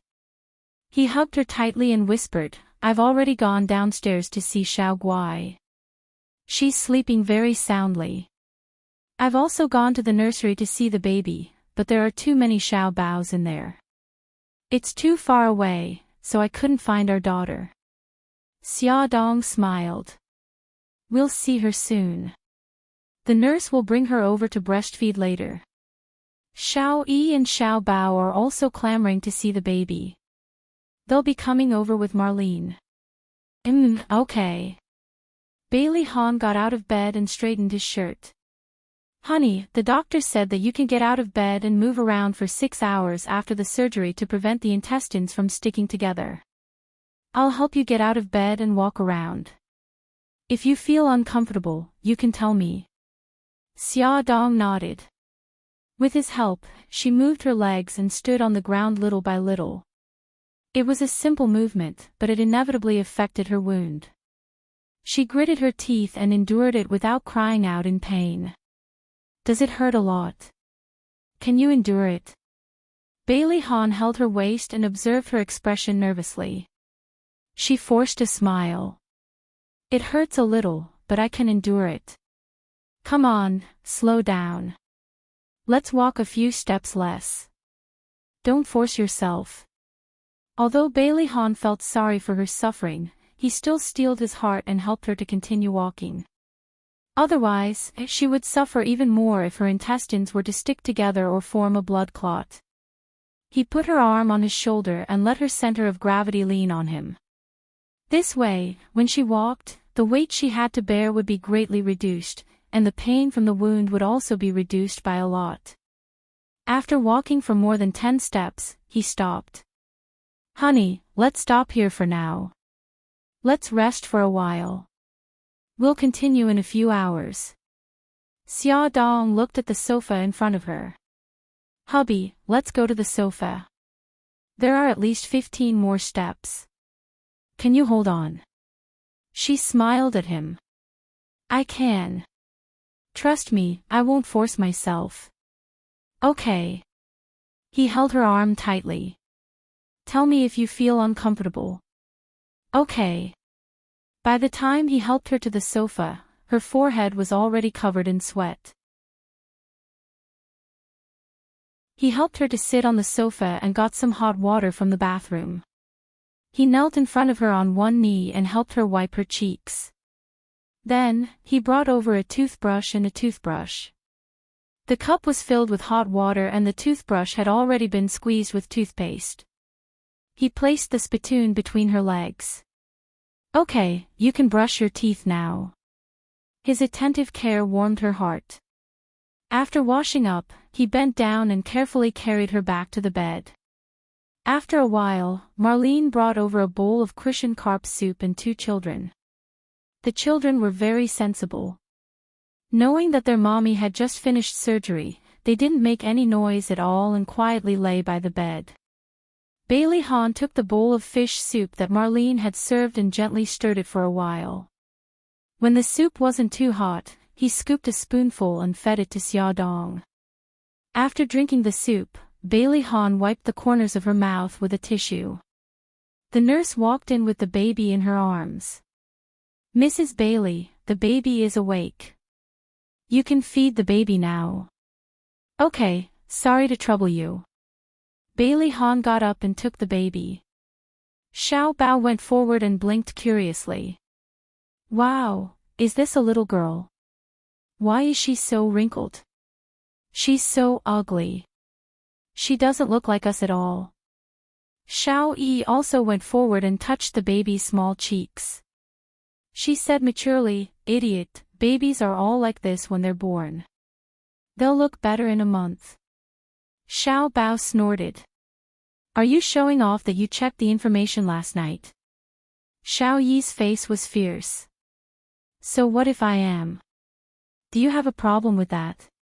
Hey, you two. Xia Dong didn't know whether to laugh or cry. Why do you two always like to quarrel when you're together? Bailey Han's attention was on his little daughter. He raised his eyebrows carelessly. It's normal for boys to quarrel. Baby girl, you can't be like your brothers in the future. He gently swung his arms and coaxed his daughter. His movements looked very skillful and were completely different from the stiff posture he had last night. Xia Dong was very surprised. Honey, you seem to be very good at carrying the baby. Bailey Han proudly raised his eyebrows. Of course. Before you woke up this morning, I held the pillow and practiced for more than an hour. Xiao Yi and Xiao Bao burst into laughter. Xia Dong couldn't help but laugh when she imagined Bailey Han holding the pillow and humming a lullaby. Bailey Han didn't realize that he was being mocked at all. He said calmly, Mother, the baby is hungry. Hurry up and feed her. Oh, okay. Honey, take Xiao Yi and Xiao Bao out first. Oh, she almost forgot that her daughter was still hungry.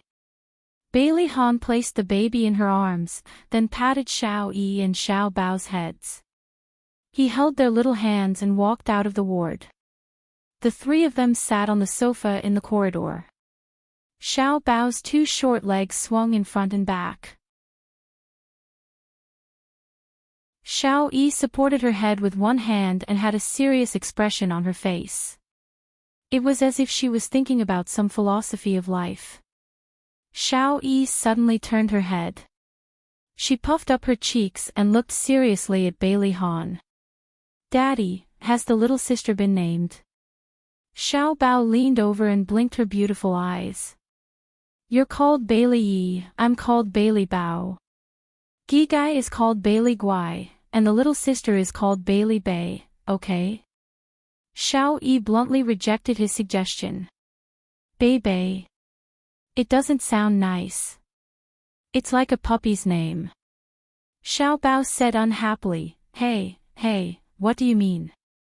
Are you discriminating against my and Gigai's names? The name Bei is obviously based on my and Gigai's names. Xiao Yi raised her chin. If it doesn't sound nice, then it doesn't sound nice. Why would I lie and say it sounds nice? Bailey Han was a little speechless. He raised his hand and knocked on the two brats' foreheads. Lower your voices. This is the hospital. Humph! Xiao Yi and Xiao Bao crossed their arms at the same time.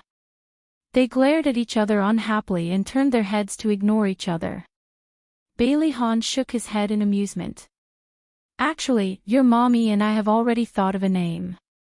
Her nickname will be Hai, which means hope. We'll let Grandpa, Grandma, and Great-Grandma decide on her proper name. Hai. The two brats turned their heads at the same time. They puffed up their cheeks and repeated it a few times. It was quite smooth and sounded beautiful. Most importantly, it had a good meaning.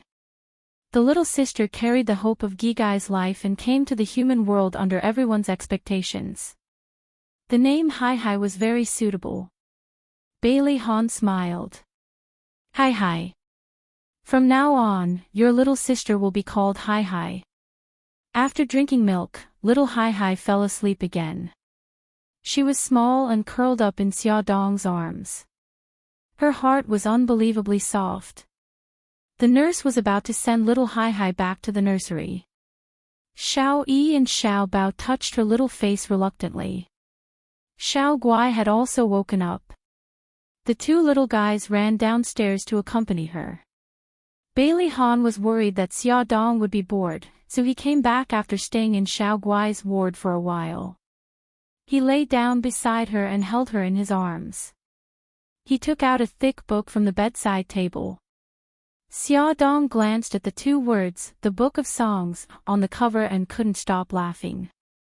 Hubby, you're so special. Other people hold Tagore or Shakespeare's poetry books for romance. You're so good. You took out the book of songs. Bailey Hahn stroked her long hair and raised his eyebrows with a smile. Honey, don't be so foreign. The precious cultural heritage left by our ancestors is much more meaningful than those foreign poems. Xia Dong blinked and teased, yes, yes. Teacher Bailey is right. This student will remember it. Bailey Hahn found it funny and stroked her hair hard. His voice was very pleasant to the ears. It was sexy and mellow, just like red wine. The more one tasted it, the more delicious it was. It left a lasting aftertaste. The reeds are green, and the white dew is frost. The so-called lover is on the other side of the water. She lay on his chest and narrowed her eyes. Listening to him read the poems in a low voice, she actually had the illusion that they had traveled through 1,000 years. They had walked through the long river of history hand in hand, walked through the ancient bluestone road, and walked through countless spring, summer, autumn, and winter. It was a wonderful feeling. She couldn't help but hug him tighter, and there was a sweet and demure smile on her lips.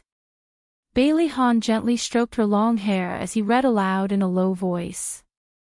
From time to time, he would lower his head to look at her. When he saw that she had closed her eyes and was sleeping peacefully with a smile on her face, he lowered his voice and read another 2 poems. Only when he heard her steady breathing did he gently close the book and put it aside. He pulled the blanket over her and looked at her sleeping face. He gently stroked her hair, and his heart was calm and satisfied. This was his wife who had given birth to his children. This was his wife who would accompany him for the rest of his life. Life was like this, so what was there to be dissatisfied with? Xia Dong slept for about an hour. When she woke up, she found herself still in Bailey Hahn's embrace. Looking up, she saw that he had already fallen into a deep sleep. Looking at the faint green under his eyes, she felt pity for him. He had worked hard the whole day yesterday and only slept for 4 to 5 hours last night. How could he not be tired? She knew that he was a light sleeper, so even if she woke up, she didn't move. She was afraid of waking him up. She quietly lay on her stomach and stared at his handsome face. The more she looked, the more she felt that he was really good-looking. Oh, God, she was really infatuated. Knock knock. Suddenly, there was a knock on the door. Xia Dong frowned and looked up again. Bailey Hahn had indeed been woken up. He smiled, stroked her head, and said loudly, "Come in." Han, Xia Xia, the person who opened the door and walked in was actually Bai Jinxiu. She was even dragging a suitcase in her hand. Attention, Xinwu 799.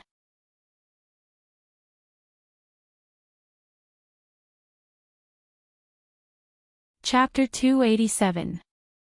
Xia Dong was surprised. Mom, why are you here? Mom, why didn't you tell me you were coming? Bailey Hahn carefully carried Xia Dong to the side, stood up from the bed, and straightened his shirt. Bai Jinxiu was all smiles. Didn't I want to give you a surprise? Bailey Hahn teased, there's no surprise, but there's a shock. Bai Jinxiu reached out and pinched Bailey Hahn's face. She smiled and said, Xia Xia, is this still my son? He actually knows how to joke. Mom, Bailey Hahn sounded helpless. Xia Dong covered her mouth and laughed. Mom, don't tease Han anymore. Han is thin-skinned. Look, his face is red. Bailey Hahn sounded even more helpless. How am I blushing? Okay, I won't tease you anymore. Bai Jinxiu patted him on the shoulder and motioned for him to lower his head. Let Mom see your wound. It's all healed. There's nothing to see. Even so, he still lowered his head. His new hair had grown very well and had already covered the wound. Bai Jinxiu carefully fiddled with his hair with her fingers. A very long scar was hidden under the roots of his hair. She gently stroked the scar, and her heart ached. "Mom, it doesn't hurt anymore. Don't look." Bailey Han felt her fingers trembling, so he took her hand down and straightened his body. Bai Jinxiu wiped the corners of her eyes and smiled. "Xia Xia, how are you feeling now? Do you feel uncomfortable anywhere?" Xia Dong smiled and said, "Mom, I'm fine. It's just that the wound still hurts a little, but it'll get better soon." Bai Jinxiu sat beside her and patted the back of her hand. She sighed and said, "That's good. We heard last night that you gave birth to a daughter, and Xiao Guai's surgery was very successful. The whole family was overjoyed. Especially your grandmother. She wanted to come to Rome with me. Your father and Xiaojing also wanted to come, but they were too busy with the company. So they sent me as their representative to take good care of you." Xia Dong was very touched. "Mom, thank you. I've made you worry." After Su Yunqian's true colors were exposed, Bai Jinxiu's feelings for Xia Dong were resolved. She held Xia Dong's hand and smiled sincerely. "Silly girl, what are you talking about? You're the hero of our family now. Whatever you want to eat or need, just tell me. I'm here to take care of you." It felt good to have a harmonious family. Bailey Han smiled. "Mom, you must be tired after coming all the way here. Take a rest first. I'll take care of Xia Xia." Bai Jinxiu glared at him. "You're a man. Do you know how to take care of people?" For the first time, Bailey Han showed an aggrieved expression. "Mom, ask Xia Xia if I'm taking good care of her." Xia Dong snickered. "Mom, Han is very good at taking care of people. He's taking good care of me." Bai Jinxiu looked at Bailey Han in surprise. She realized that her son's personality had changed a lot since he came to Rome. He was no longer the cold-faced person he used to be. She naturally attributed his change to Xia Dong, and she liked Xia Dong even more. Bai Jinxiu's smile deepened. She sighed and said, "Mom is relieved to see that you two are so close. Husband and wife should be like this. Care for each other, understand each other, and support each other." At the end, her eyes were a little red. Bailey Han's thin lips were tightly pursed. After a long silence, he asked slowly, "Mom, are you and Dad okay?" Bai Jinxiu wiped the corners of her eyes and forced a smile. "He's changed a lot since he came back from Rome. He rarely goes to that woman's place and treats me well. But after all, it's been so many years. It's impossible for him not to contact me at all." Xia Dong did not know how to comfort her. After all, it was not appropriate for her to intervene in the problems between her father-in-law and mother-in-law. She quietly poked Bailey Han's arm. He pursed his lips, took a tissue, and handed it to Bai Jinxiu. He said in a deep voice, "Mom, one day, Dad will understand what's most important to him. Give him some time." Bai Jinxiu took the tissue and wiped the corners of her eyes. She murmured, "Anyway, it's been so many years. I don't care anymore." She realized that it was not good to talk about this in front of her daughter-in-law and son. She coughed and smiled. "Which ward is Xiao Guai in? I'll go and see her." "Mom, I'll go with you." Bailey Han stroked Xia Dong's hair. "Honey, take a rest." Okay. "Mom, don't book a hotel. Just stay at our house." "Han, send Mom's luggage home later." He smiled. "Don't worry. I'll arrange it." Bai Jinxiu's suitcase was temporarily placed in Xia Dong's ward. Bailey Han accompanied her downstairs to see Xiao Guai. The three children were very happy to see Bai Jinxiu. Bai Jinxiu hugged them one by one and kissed Xiao Guai's little face. She took out the gift Bailey Jing gave her from her handbag. It was a very cute Barbie doll, but Xiao Guai couldn't play with it directly. It needed to be sterilized before she could give it to her. Because after the surgery, her body was very weak and her immunity was relatively poor. She had to strictly control her contact with the outside world. Xia Dong's body recovered very quickly under the careful care of Bai Jinxiu and Bailey Han. 2 days later, her wound rarely hurt and she could walk on the ground freely. Under Xiao Guai's strong request, she and Bailey Han even carried Hai to her ward. The family was finally reunited, although it was in the ward. Bailey Han deliberately took a picture of this scene with his camera as a souvenir. Many things could happen in a week. For example, Xia Dong's wound had healed and she could be discharged from the hospital. For example, Shu Wei Ruyan had gained Tomac's trust and often visited the castle with Holly. They even visited Xiao Guai in the hospital several times. Every time Shu Wei Ruyan entered Xiao Guai's ward, Xia Dong would follow Mika Kito's instructions and pay attention to her movements. However, she didn't find anything unusual, so she gradually let down her guard. Another example was Xiao Guai's recovery after the surgery. The doctor said that she could be discharged after 2 more months of observation and would come to the hospital regularly for checkups.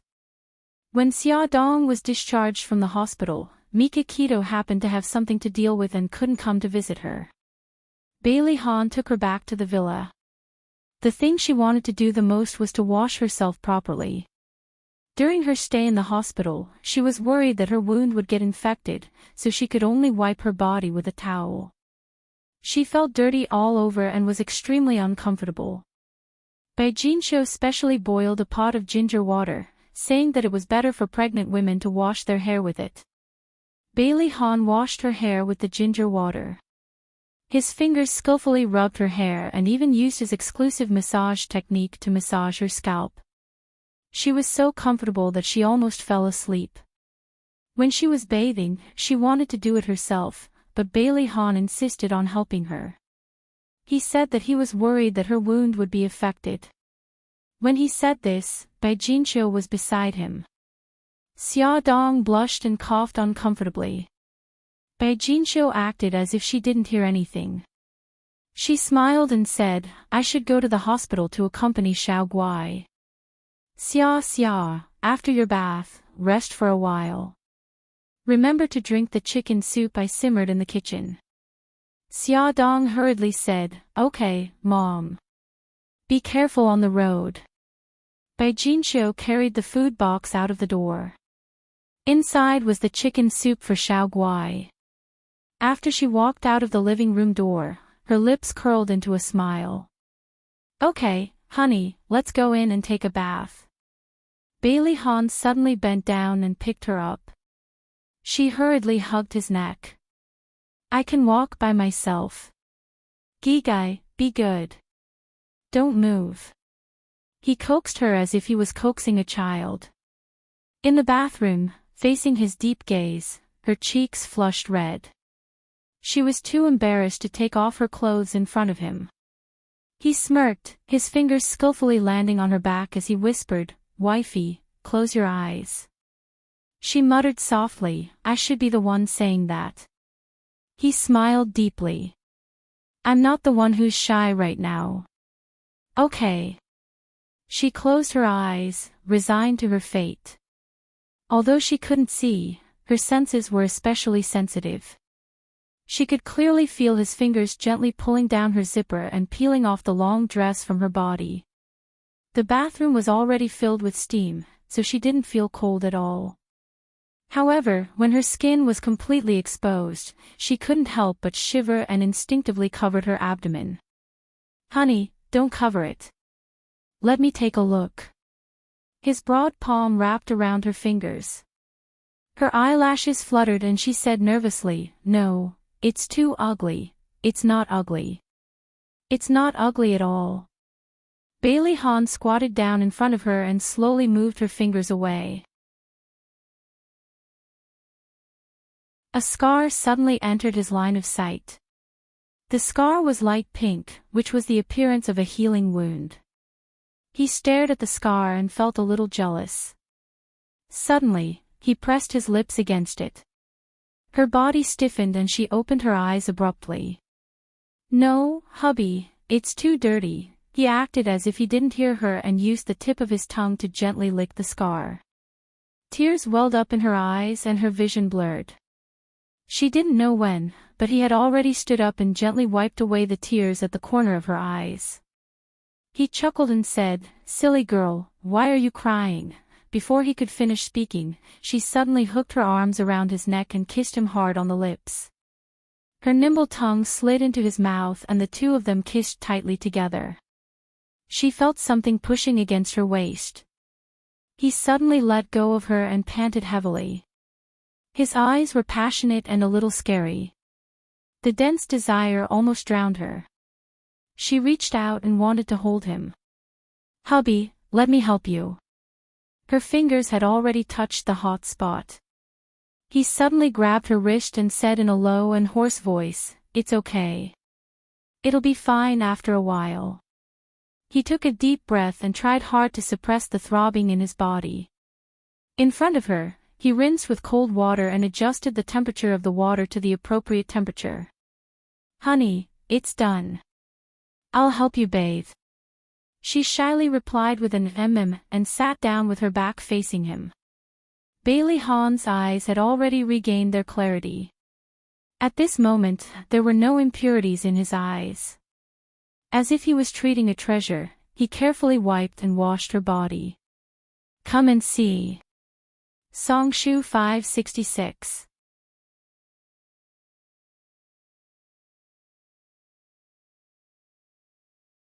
Chapter 288. Late at night, in the study of the Dark Knight Castle. Tomac swirled the red wine in his hand and glanced at Mikakito sitting opposite him. "Shen, have you thought about the matter I mentioned to you last time?" Mikakito looked calm. "What do you mean, father?" Tomac put the wine glass on the table. "The inheritance of the Dark Knight family." Mikakito looked serious. "Father, I can't do that." "Why?" "Holly has changed a lot in the past 2 years. He has matured a lot and can take charge of things independently. You should hand over the Dark Knight family to him." Tomac said slowly. 2 years ago, I did say that if Holly could change, would consider handing over the family to him. But I'm not satisfied with what he has done in the past 2 years. Mikakito pursed her lips. "I don't understand. I thought he had done a good job." Tomac shook his head and stood up. He walked to the desk and took out a book with a black cover from the drawer. He handed the book to Mikakito and looked angry. "Look at this book." Beitangshan took the book and opened it to the first page. On the first page, there were 2 big words written in Italian, "Account Book." As he flipped to the back, he saw that every line was transaction information. The things recorded in the account book shocked him. He flipped through the account book without changing his expression and slowly raised his head. "You suspect Holly of corruption?" Tomac sneered. "It's not a suspicion. This is the evidence of Holly's corruption. He pocketed a total of 12 billion yuan after taking charge of those companies." Beitangshan said in a deep voice, "Foster father, could there be some misunderstanding?" Tomac raised his palm, his expression solemn and resolute. "There can't be a misunderstanding. I spent a lot of effort to get this account book." "Ah Shen, do you know where he spent the money?" "Gambling, horse racing, playing with women. If he were not my nephew, I would have punished him. In short, the Dark Knight family can't be handed over to him. He will ruin the family sooner or later." Mikakito frowned and pondered for a moment. "Father, I still can't agree to your request. After all, I'm an outsider. If I inherit the family, I can't convince the public and there will be misunderstandings between Holly and me. You're still healthy. Why don't you give Holly 2 years to change his bad habits?" Tomac shook his head. Ah, Shen, there's an old saying in China. It's easy to change mountains and rivers, but it's hard to change one's nature. It's very difficult for Holly to change his bad habits. When I was still alive, he was already so brazenly greedy. After I die, who knows what he'll do? I'm still worried about handing the family over to him. Mikakito frowned and pondered for a long time. Father, do you think it's feasible? Holly will inherit the family and I'll help him for 3 years. After 3 years, if he doesn't change his bad habits, I'll inherit the family. If he's willing to turn over a new leaf, he'll continue to inherit the family. Tomac patted his shoulder heavily. Shen, the family and Holly will be handed over to you. Mikakito looked serious. Father, don't worry. As long as I, Mikakito, am alive, I won't let the family be ruined by Holly. Good, good. Tomac was very pleased. I plan to announce this on the day of Hai-Hai's 1-month-old celebration. Father, aren't you being too hasty? Holly doesn't know about this yet, right? Tomac smiled. I'm old. I've long wanted to pass this responsibility to you youngsters. Shen, don't worry. I'll talk to Holly. Mikakito came out of the castle and drove back to the city. Suzaku drove while he sat in the back with a serious expression. He knew Holly well. Although he appeared to be easy to get along with, he was actually a ruthless person who was full of ambition for the family business. Would Holly bear a grudge against him because of Tomac's decision? He rubbed his eyebrows with a headache. He suddenly felt that it was a wrong decision to ask for Holly's assistance. He didn't know how many conflicts there would be in the future. The next day, Tomac called Holly to the castle. The uncle and nephew talked in the study for more than 2 hours. When Holly came out of the study, his face was very ugly. He rushed out of the castle and got into the car. He sped all the way. His hands were tightly holding the steering wheel. The veins on the back of his hands were throbbing. His eyes were red with anger and murderous intent. He stepped on the gas pedal, and the car was like an arrow leaving the bow, carrying his vigorous anger as it sped away. In the chief appraiser's office of QXL, the largest auction company in Rome, Shui Ruyan stood in front of a landscape painting with her arms around her shoulders. Her watery eyes were fixed on the painting. Suddenly, the door opened. A tall figure strode in and pulled her into his arms. His thin lips kissed her fiercely. She widened her eyes in shock. What she saw was Holly's cold eyes. She pushed him hard and made muffled sounds. He lifted his arm and threw her on the spacious sofa. Her heart was beating violently. From his dangerous eyes, she knew very well what was going to happen next. If she rejected him at this time, she would only be hurt. This thought only flashed in her mind. Her body had already made a decision. She lay under him obediently and let him tear her skirt apart. She stuck out the tip of her tongue and gently licked his lips.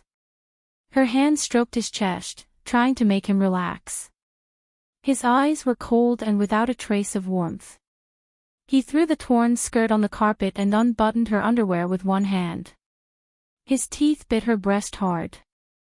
She groaned in pain and said softly, "Darling, be gentle." He didn't loosen his grip, but his stiff muscles relaxed a lot under her hands. Her soft hands landed on his belt and took off his pants for him. At the same time, he also took off her lace underwear, which was the only thing covering her body. He parted her legs and penetrated her fiercely. She bit his shoulder in pain. He sprinted with all his might, but she didn't feel any pleasure at all. It was so painful that she felt like her body was about to be torn apart. She groaned, her beautiful eyes misting over as she looked at him weakly and pitifully. "Darling, be gentler." Under her gentle call, he gradually came back to his senses. He kissed her red and swollen lips and gradually slowed down. Gradually, a numb feeling rose from his abdomen. She wrapped her hands around his neck and pulled his head down. She kissed his earlobe and said in a soft and seductive voice, "Darling, I love you." These 3 words were like magic. He hugged her even tighter. After she got used to him, he became fierce again. He bit her earlobe and whispered in a hoarse voice, "Baby, I'm sorry." She stroked his handsome face with her fingers and smiled gently. "It's okay."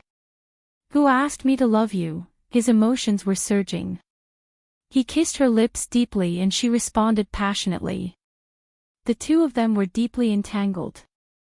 After the 2 of them reached the peak together, he hugged her and lay on the sofa. She leaned her head against his chest and drew circles on his firm chest with her slender fingers. Her voice was languid and a little aggrieved. "You ruined my dress."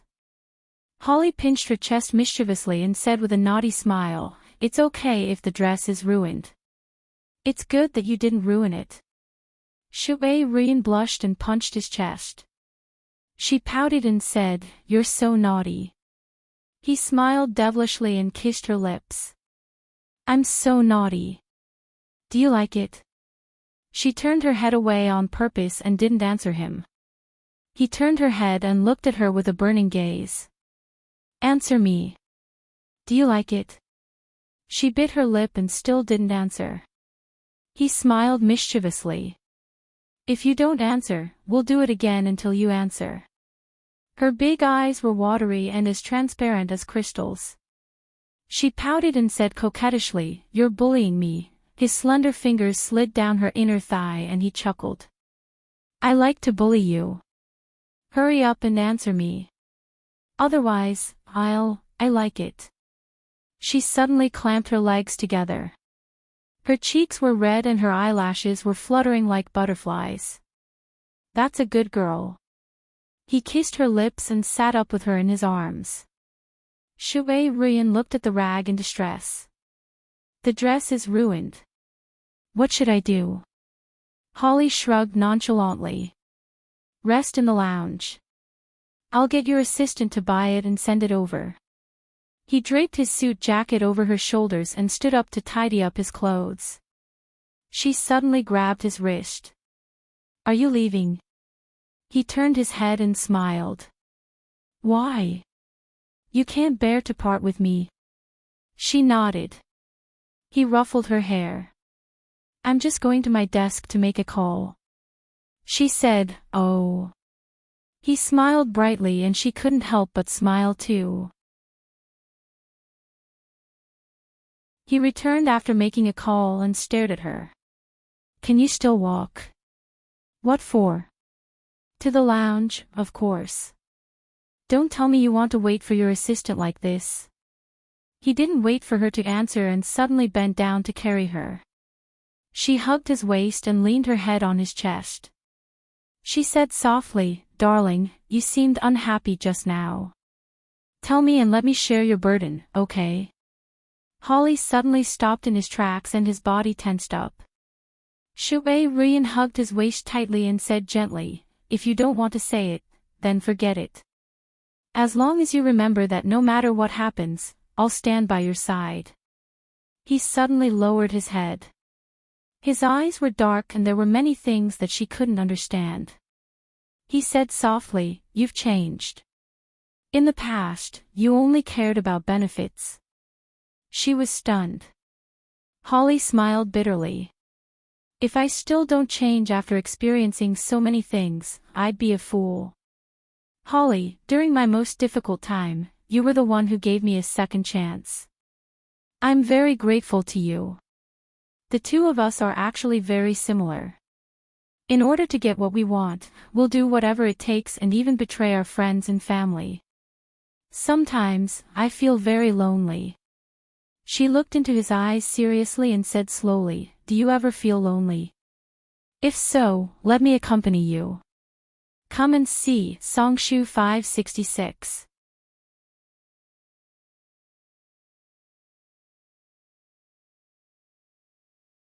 Chapter 289.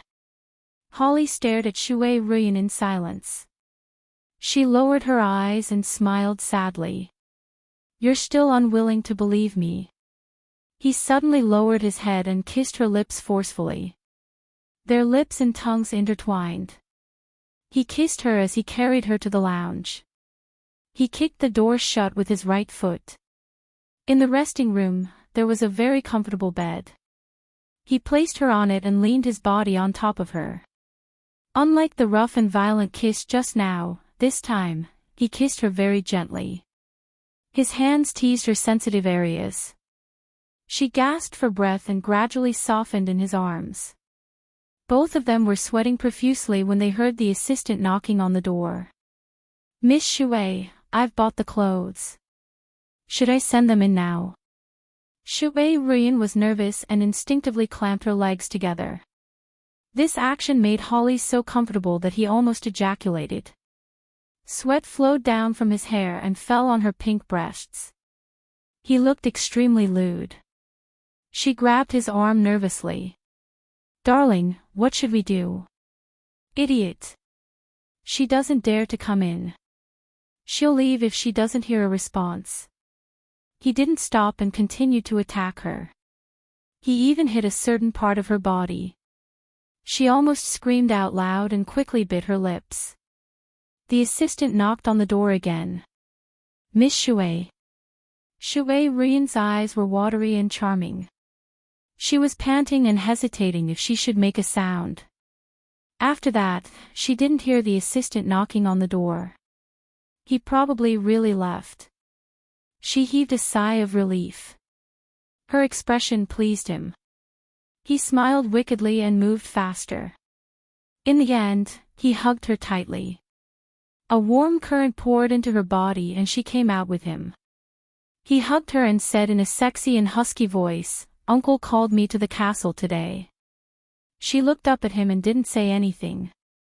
She just listened quietly. He continued. He said that I still have many shortcomings and can't inherit the family. He gave me 3 years to turn over a new leaf with Mikakito's help. He also said that if I don't have the ability to inherit the family after 3 years, he will strip me of my inheritance and hand over the family to Mikakito. She hugged him tightly, silently comforting him. Hatred flashed in his eyes. Mikakito. Ever since the old man took him in as his adopted son, I have become useless in his eyes. No matter what I do, he is not satisfied. He will always compare me to Mikakito. 2 years ago, he wanted to pass the family business to Mikakito, but Mikakito pretended to reject him. I think he is looking for an excuse to strip me of my right to inherit the family business. This time, he finally did it. Shui Ruyin stroked his back and said softly, "Darling, even if the old man has made his decision, you haven't lost. Haven't you always wanted to get rid of Mikakito? As long as you get rid of him, he will no longer pose a threat to you." Holly pursed his lips and said coldly, "I have to admit that Mikakito is a strong opponent.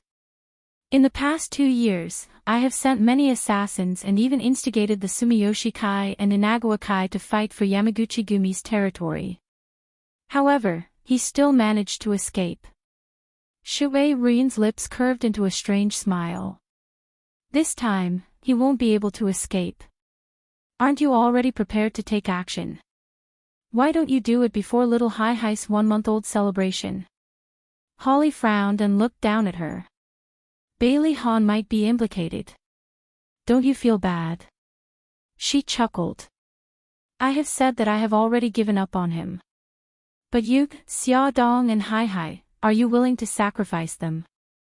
Holly's light blue eyes were filled with complicated emotions. His thin lips were pursed and he tightened his grip on her shoulders.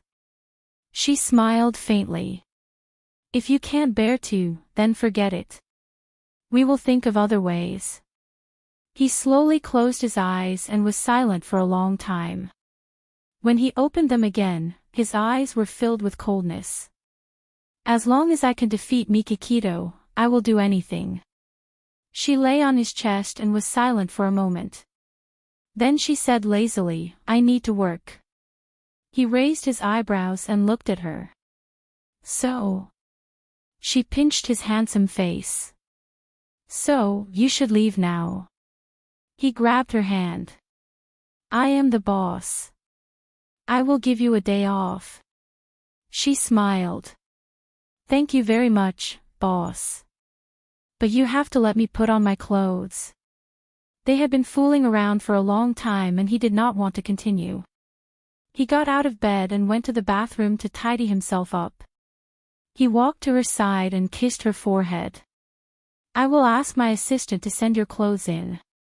You can rest for a while and then I will ask the driver to send you back to the villa. I will go out to settle some matters." She smiled obediently. "Okay. Be careful on the way back."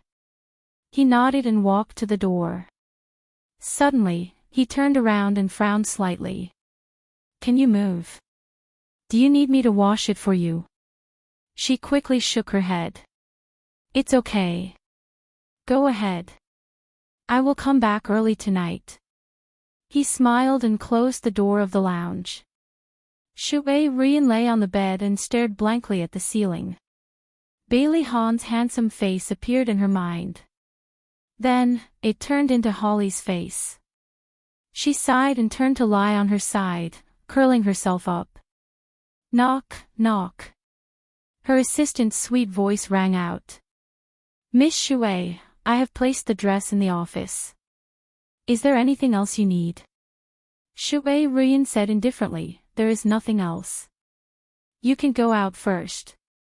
"Okay." After her assistant left, she slowly got up and went to the office to retrieve the dress. Then, she took a quick shower and changed into the new dress. It was a very fitting dress. The corners of her lips slowly curled up. When she heard Holly's voice on the phone, he told his assistant her measurements. After Shui Rian finished tidying up, she took her handbag and walked out leisurely. Her assistant stood up. "Miss Shui, you are going out?" "Yes. I am not feeling well. I will go back first. If there is anything, call me." After she instructed her assistant, she left without looking back. She did not return to Holly's villa. Instead, she drove to the hospital. Shui Rian stood outside the nursery and looked inside through the glass. She could see a lot of Xiaobao babies lying on the small beds. Xia Dong's baby was in the innermost position. She looked for a while but could not find it. Lying on the crib facing the glass was a foreign baby. The baby's eyes were very big and bright. He stared at her without blinking. His little mouth moved slightly as if he was very curious. Shui Rian smiled and waved at the baby. The little guy's eyes opened wider. His little mouth opened slightly and his hands danced as if he was responding to her. The smile on her lips became even more brilliant. The little guy danced for a while and suddenly grinned. The angel-like pure smile made Shui Rian suddenly shocked. An idea suddenly popped up in her mind. Perhaps, having a child was not bad. But in the next second, the smile on her face froze. She slowly withdrew her hand, turned around and walked forward indifferently. If it were not for that woman, she would have already had her own baby. She would have even become the mistress of the family. She would not be like now, clinging to a man to live. Every time she got closer to her, Shui Rian's hatred deepened, and she hated herself even more. Tomac discussed with Xia Dong and her husband to hold a grand full moon party for Hai Hai. Bailey Han did not want to bother him. But Tomac said that he still had an important matter to announce. Bailey Han also agreed. Because Hai Hai was born prematurely, her body was thin and weak. So, she stayed in the hospital for more than 20 days in an incubator. It was not until a few days before the full moon party that her physical condition improved and met the standards to be discharged. There were many luxury cars parked in the hospital's underground parking lot. The most eye-catching ones were a red Ferrari and a black Rolls-Royce. They belonged to Mika Keto and Bailey Han respectively. Today was the day that Xia Dong and the others picked up Hai Hai from the hospital. Mika Keto happened to be free, so she came with them. A black Audi slowly drove into the blind spot of the surveillance camera. After making sure that there was no one around, a pistol suddenly popped out of the window and smashed the surveillance camera. The door opened and a man in black clothes and a black mask came out. He was carrying a black bag in his hand and strode toward the Ferrari. He lowered his body and suddenly got under the Ferrari. He took out some tools from the bag and fiddled with the car. A few minutes later, he got up from the bottom of the car and walked toward the Rolls-Royce 10 meters away. He did the same thing for a while. Before the hospital security arrived, the man in the mask had jumped into the Audi and quickly fled. Mika Keto and Xia Dong went downstairs together with Suzaku behind them. After saying goodbye, Mika Keto and Suzaku went to the Ferrari. Bailey Han opened the car door with Hai Hai in his arms. Xia Dong sat in the front passenger seat and took the child. Bailey Han got into the driver's seat. After starting the car, he heard a strange sound coming from the car. He stepped on the accelerator, but the car did not move. Xia Dong turned around and asked, "What's wrong?" "It's broken down. Let's get out of the car first and find a tow truck to send it to the 4S store. We'll take a taxi back." Mika Keto sat in the back seat with her eyes closed. Suzaku saw Bailey Han and Xia Dong get out of the car through the rearview mirror. She said calmly, "Their car seems to have broken down." Mika Keto suddenly opened her eyes, got out of the car, and walked towards them.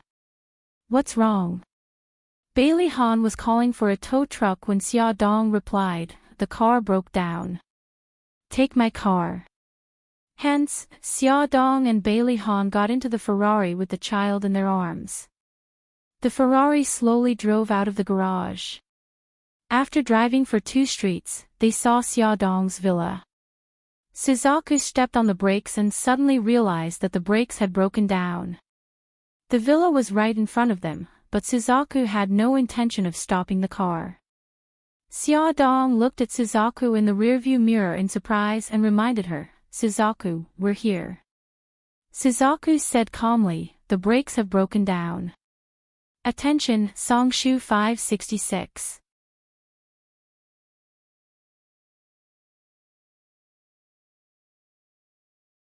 Chapter 290. What? How did this happen? Xia Dong was shocked. Bailey Han hugged Hai Hai tightly with one hand and held her hand with the other. "Don't be afraid." Mika Keto glanced at Xia Dong with a serious expression. "Suzaku, slow down." Suzaku stared ahead. "It's no use. I can't control the speed." Bailey Han said, "Let's leave this block first. Take the West 3rd Ring Road and get out of the city." This road was the main road with a lot of traffic and people. They couldn't control the speed of the car now. If they encountered a traffic light, the consequences would be unimaginable. Vermilion Bird tightly gripped the steering wheel, her palms were already sweating. She quickly glanced at the navigation system, and in her heart, she already had a general understanding of the traffic lights in the entire block. There was a traffic light about 100 meters ahead. She looked up and saw that it was a green light. There were only a few seconds left before the light turned red, and she had to rush over before the light turned red. She gritted her teeth and overtook the car next to her. The moment the green light turned red, she quickly drove over the zebra crossing. Bailey Han hugged Hai Hai tightly and protected her. Xia Dong clutched the seatbelt tightly. Her heart was beating violently. Mika Keto's face was very ugly. "I suspect that it's man-made." Bailey Han didn't look too good either. "The culprit must have predicted that after our car broke down, he would get in your car and then catch us all." "That's right." Mikakito's eyes were cold. No matter who that person is, I won't let him off once I find out who he is. Bailey Han pursed his lips. Now, let's find a way to stop the car first. Suzaku's eyes were calm. She focused all her attention on the road ahead. She had to race against time and successfully cross one traffic light after another. Then, she had to drive the car to the remote suburbs and find a way to stop the car. 3 more seconds, another traffic light was approaching. Vermilion Bird's muscles were stretched taut. She fiercely stepped on the accelerator, and with a schwa sound, she dashed forward. The situation was getting worse and there was no way to slow down. Seeing a long line of cars waiting for the green light, Suzaku quickly turned the steering wheel to the right and drove the car into another road. Because of the sudden turn, Xia Dong's body tilted and she fell toward Bailey Han. Bailey Han subconsciously reached out one hand to support Xia Dong and the other hand hugged Hai Hai. Hai Hai was held by his arm. The cries were so loud that Vermilion Bird's forehead broke out in cold sweat. Mikakito pursed her lips and said in a low voice, "Suzaku, be careful. It's okay. We were too careless." Xia Dong quickly stroked Hai Hai's little face and comforted her in a low voice. Bailey Han loosened his arm and shook it gently. "Hai Hai, be good.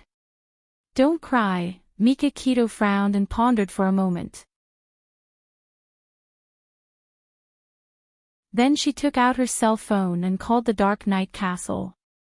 "Godfather, it's me, Shin. Our car's brakes failed. We're trapped in the car now. Xia and the children are also in the car.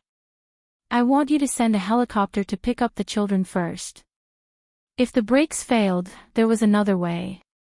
That was to use the bumper, carriage, and other rigid parts of the car to collide with obstacles, such as trees, stones, walls, etc., to create friction and force the car to stop and get out of danger. However, Hai Hai and Xia Dong were still in the car. There was no way to do that. Hai Hai was less than a month old. How could such a young child withstand the impact? Xia Dong had just undergone surgery and was recovering. She could not bear the impact either. Therefore, the first thing to do was to find a way to get Xia and Hai Hai out of the car. After receiving the call, Tomac immediately ordered someone to arrange a helicopter and prepare some first aid medicine on the plane. This time, Suzaku specifically chose the small road. Although it was narrow, there were relatively few cars and no traffic lights. However, she had to be very alert to the passers-by.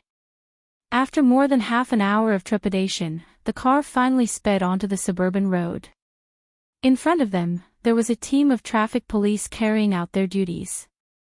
They set up roadblocks to remind the cars to slow down, and from afar, they waved to Vermilion Bird to slow down. "Hey, the car in front, slow down." A traffic police officer shouted with a megaphone. However, the Ferrari did not slow down and sped over like an arrow. Seeing the car getting closer and closer, the traffic police officer was so shocked that he broke out in a cold sweat. He quickly dodged to the side. The Ferrari roared and a cloud of dust drifted with the wind. "Quick, catch up with the car in front." The captain saw that the situation was not good and immediately jumped into the police car. The police car quickly caught up. The captain picked up the megaphone and shouted, "The car in front, pull over quickly." The Ferrari did not slow down and sped on the open road. A traffic police officer sensed that something was wrong and said, "Captain, could it be that the car's brakes have failed?" The captain thought for a moment and continued to shout with the megaphone, "The car in front, listen up. If you can't slow down because the brakes have failed, please call me. My number is..." Soon, the captain's phone rang and he quickly picked it up. "Hello, I'm a passenger in the Ferrari. Our car's brakes failed. There's a baby and a patient who just had surgery in the car. Please inform the relevant departments to remove all the roadblocks on this road. It's best to let other cars divert to ensure that the Ferrari is unimpeded. The captain was stunned. How should I address you? Mikakito, my name. Please give the order immediately. Mikakito's voice became stern. Okay, I got it. I'll inform the station immediately. After the captain ended the call, he immediately reported what had happened to his superior. Then, he made emergency arrangements to remove all the roadblocks on this road and set up roadblocks at the exit and entrance of the road. He also informed everyone to change lanes. The Ferrari drove further and further away on the outskirts of the city. A helicopter suddenly flew in their direction and roared in midair. Andrew, who had once protected Xiaodong, was sitting in the pilot's seat. He was fully armed and wore an avionics headset. He contacted Mikakito through the microphone. Young Master Shin, this is Andrew. Please drive the car to a spacious area. I'll drop down a rope ladder to bring Miss and Miss Hi up. Bailey Han suddenly felt a little lucky that they were in Mikakito's Ferrari. This car was a convertible. After opening the roof, it would be easier for the people in the car to climb up the rope ladder. Bailey Han asked, "Do you have a rope?" Suzaku said, "Yes, it's in the glove compartment next to the passenger seat." Mikakito, who was sitting in the passenger seat, opened the glove compartment. Sure enough, she found a ball of rope inside. It was about the thickness of a grain of rice and was very strong. This was the rope that Suzaku used to jump on roofs and walls. At the end of the rope, there was a claw-like iron hook that could grab anything to fix the rope. Mikakito handed the rope to Bailey Han. Bailey Han tied Hi tightly to Xiaodong's chest and said, "Honey, take Hi and leave first later. Don't be afraid. We'll help you down there." Xiaodong looked down at Hi, who was sleeping soundly on her chest. She gritted her teeth and nodded firmly. Okay, I can do it. For her daughter, she had to do it. She grabbed Bailey Han's hand nervously. "Honey, you have to be careful too." Bailey Han smiled reassuringly. "We will." Suzaku suddenly said, "There's a pair of gloves and a pair of goggles in the glove compartment. Miss Ya, please put them on. They can protect your hands and eyes." The gloves were very thin. After putting them on, there was no obstruction at all. At the same time, they could protect Xiaodong's hands very well. According to Suzaku, the gloves were made of python skin. The roof of the convertible slowly opened. Bailey Han unfastened his seatbelt and helped Xiaodong stand steadily. Because the car was moving too fast and the strong wind was blowing, Xiaodong did not feel much with the goggles on, but Bailey Han could barely open his eyes. He could only stand with his back facing the direction of the wind. Andrew looked for an opportunity to get closer to the Ferrari, but this section of the road was a mountain road and kept turning. After driving through an empty section of the road, before they could connect, there was another turn. Xiaodong and Bailey Han had no way to grab the rope ladder. "Andrew, what should we do? There's no way we can get close to the car." Ahu, who was sitting in the co-pilot's seat, was sweating profusely. Andrew gritted his teeth, his eyes shining with determination. "Don't worry. Pay attention to the ground and be ready to connect at any time. There's a bridge 10 kilometers ahead. Under the bridge is a river. If the car tries to crash at the bridge, it might crash into the river. Just in case, ask for speedboat support. Ahu, contact the castle immediately." Understood. Ahu picked up the communicator and contacted the castle. On the ground, Suzaku had also noticed the bridge and river marked on the GPS. She calculated in her mind. If they could crash at the bridge before they crossed it, even if the car could not stop, they still had a way out, and that was to jump into the river. The three of them were very skilled and knew how to swim. If there was someone to help them under the bridge, they would definitely be able to survive. However, the premise was that Xiaodong and the child had to be sent out first. Suzaku briefly mentioned her idea. Mikakito and Bailey Han did not have any objections. Xiaodong nervously grabbed Bailey Han's hand. "Hubby, Brother Shin, Suzaku, nothing must happen to you." Bailey Han held her shoulders tightly and said in a deep voice, "Don't worry, we will be fine. Honey, after you grab the rope ladder, you must be careful." Beitangshan smiled and said, "Xia, I'm glad that I taught you self-defense 4 years ago. With your skills, I'm sure you'll be able to hold on to the rope ladder.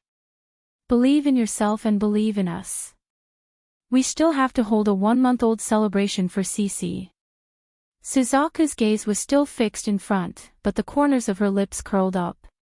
Miss Xia, there's something I've been hiding from you. When you were kidnapped and sold to the small mountain village, it was me and White Tiger who did it. I've always wanted to apologize to you. Miss Xia, I'm sorry." She gazed at Xiaodong through the rearview mirror. Her usually cold eyes were filled with apology. Attention, Songshu 566.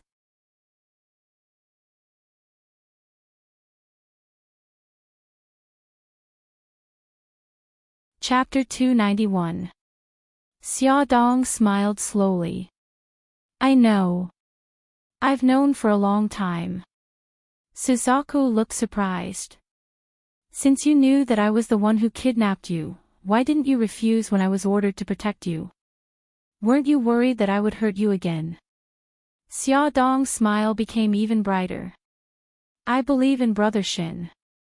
Since Brother Shin asked you to protect me, he must think that you are trustworthy. Suzaku, I've never hated you." The vermilion bird was taken aback.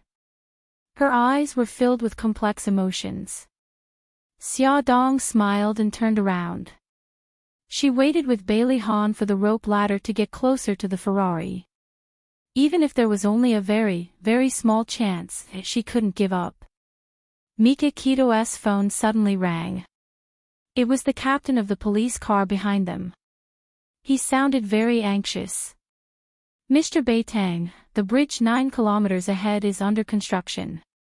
Cars can't pass through. You have to stop the car before you reach the bridge." Mikakito pursed her lips and said in a low voice, "Officer, please contact the traffic police for backup." "Okay, no problem." Mikakito hung up the phone and said in a low voice, "The bridge in front is not open to traffic. We have to stop the car before we cross the bridge." They were getting closer to the bridge, but the helicopter couldn't get close to the Ferrari. Everyone's hearts were in their mouths. Mikakito clenched her fists tightly. Bailey Han stared at the helicopter hovering in the air with a gloomy expression. His right hand, which was resting on Xiaodong's waist, was already sweating. The bridge had already appeared in front of everyone. It had been broken into 2 sections, and there were still workers working on the bridge. They finally understood why cars couldn't pass through the bridge. Especially when looking down from the plane, the thrill of the broken bridge and the depth of the river made Ahu so nervous that he broke out in a cold sweat. "Oh no, we're almost at the bridge. We must hurry." Andrew gritted his teeth. He grabbed the control lever with both hands and slowly pushed it down. Suddenly, the helicopter swooped down. The rope ladder swept towards the Ferrari due to gravity. "Quick, the rope ladder is coming." As they got closer and closer, Bailey Han ignored the speeding car and suddenly jumped up and grabbed the rope ladder. "Quick, honey, I got it." Xiaodong's heart raced. With Bailey Han's help, she grabbed onto the rope ladder with one hand. Bailey Han let go of the rope ladder and hugged Xiaodong's legs with both hands. He used all his strength to lift her up. "Honey, harder." Mikakito leaned over from the front passenger seat to help Bailey Han support Xiaodong. Xiaodong used all her strength to climb up the ladder. She kicked her legs hard and tried to prop herself up. The two people standing in the car pushed her legs hard at the same time. Slowly, she was finally pulled out of the car by the helicopter. "Honey, hold on tight." Bailey Han watched as her body swayed with the rope ladder. His heart was about to stop. Xia Dong gripped the rope ladder tightly with both hands. The wind blew past her ears and messed up her long hair. Her long dress fluttered in the wind. She gritted her teeth and looked down at the ground. Bailey Han and Mika Keto stood in the back seat of the car and stared at her. They were too far away and she couldn't see their expressions. However, she knew that they were worried about her, just as she was worried about them. "Young madam, hang on. I'll pull you up right away." Ahu's voice came from above. Xia Dong's body was hanging in midair. Her arms were bearing all the weight of her body. At first, she could still bear it, but gradually, her arms became sore and numb. It felt as if they were about to break. The rope ladder was slowly retracted towards the helicopter. She gritted her teeth and held on. On the ground, Suzaku was ready to crash. There's still 500 meters left. If the car doesn't stop at the bridge, we'll jump into the river. At this moment, they didn't know that someone was monitoring everything in real time through a listening device. In the villa, Holly sat on the sofa with his hands on his knees. His face was cold and his eyes were deep and sinister. He stared at the listening device on the marble table. The conversation inside the device could be heard in the empty room. Shui Rian walked in from outside. She was wearing sexy spaghetti-strap pajamas. She crossed her arms and sat lazily on the armrest of the sofa. She said calmly, "You didn't press the remote control because you wanted to let Xia Dong and her daughter go, right? It's not too late to press it now." He didn't look at her. He took out a remote control the size of an MP3 player from his pocket and pressed the red button on it. Shui Rian shrugged. "You heard it too. They're ready to crash. They might be able to escape."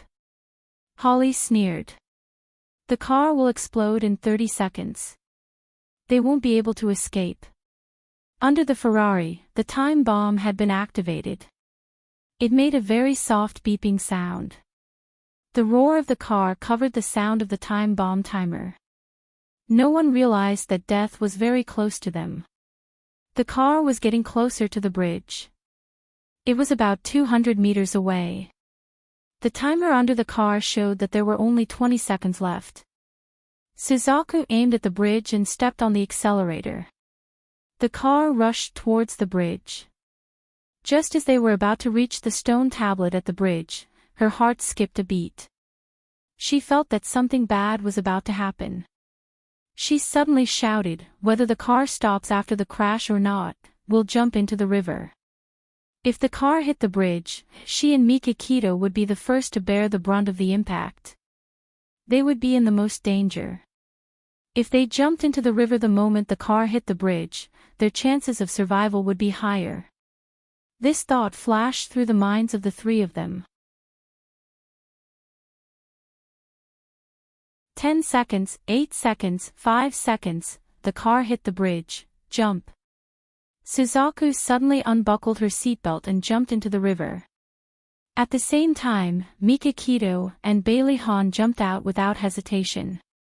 The moment the three figures jumped out of the car, there was a loud boom as the Ferrari exploded. Flames shot out in all directions, and a strong airflow pressed down on the three of them, pushing them far away. The speed of their fall also increased.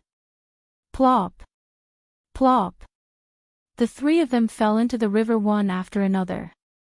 At this moment, Xia Dong was still hanging in midair. However, she was very close to the cabin door. She saw the car explode and the scene of the three of them jumping into the river. Tears gushed out of her eyes. She grabbed the rope ladder tightly and screamed, "Hubby!" Brother Shin, Ahu was so anxious that he was sweating profusely. "Young madam, don't be agitated. The rescue team is on the way. Please come up first. When Xiaodong heard Ahu's voice, her panicked heart calmed down a little.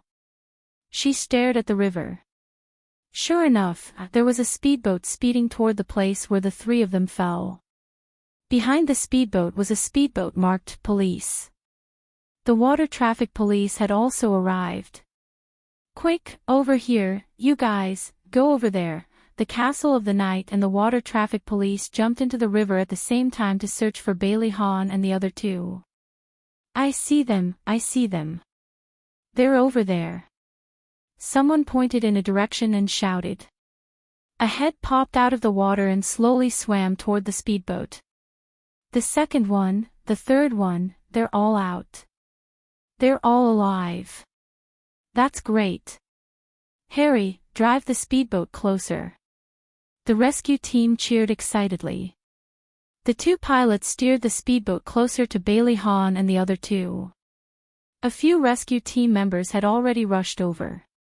They formed teams of two and carried the three of them toward the speedboat. Brady, hurry up and pull young Master Shin up. Two rescue team members lifted Mikakito's body. Soon, Bailey Han and Suzaku were also rescued. The people in the helicopter also heaved a sigh of relief. Ahu stood at the cabin door and shouted, Young madam, young master, and the others have been rescued. Give me your hand. I'll pull you up. Xiaodong's anxious heart finally settled back into her chest. She looked up and saw Ahu's familiar face. He reached out a hand and gazed at her. Just one more step, and she and Hai would have been safe. However, her hands had been holding on for so long that they were numb. She tried to free one hand to grab Ahu's hand, but she couldn't do it. She was worried that if she freed one hand, her other hand wouldn't be able to hold on before she could grab Ahu. No, Ahu, I can't hold on any longer. Xiaodong felt her body getting heavier and heavier. It felt like there was a 1,000-kilogram rock under her feet. Her abdomen also hurt a little. She guessed that she had pulled on her wound. Young madam, don't worry. Move back a little. Be careful not to hurt Hai. I'll raise the ladder a little more. Xiaodong looked down at Hai.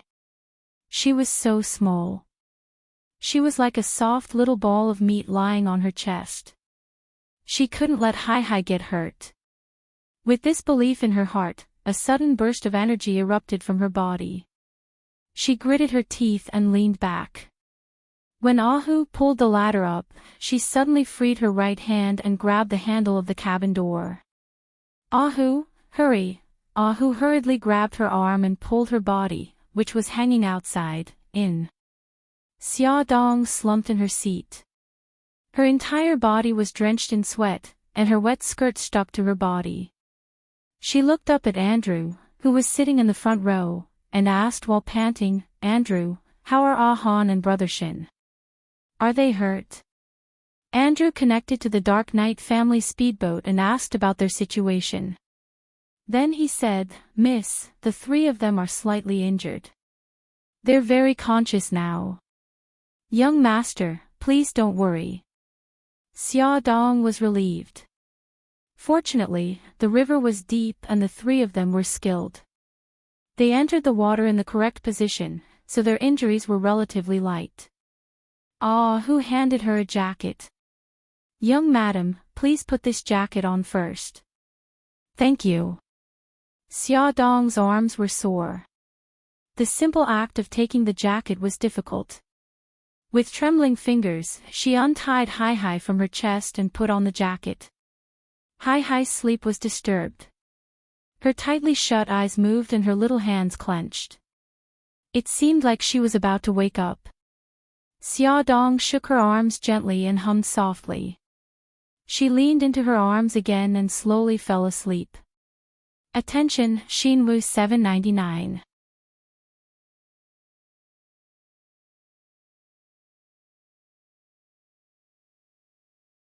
Chapter 292. Bailey Han and the other two leaned against the side of the speedboat. Bailey Han's arms and legs were slightly scratched, Mika Kito's ears were ringing, and her arms were also slightly scratched. Suzaku's back was injured by the airflow during the explosion, and a palm-sized burn was inflicted. Fortunately, it wasn't serious. The accompanying doctors on the speedboat had already given them emergency treatment. The speedboat sailed on the river, getting further and further away from the bridge.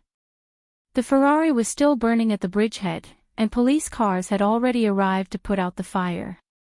Bailey Han stared coldly at the burnt car and said in a deep voice, "There was a bomb installed on the car." Mika Kito glanced at Suzaku.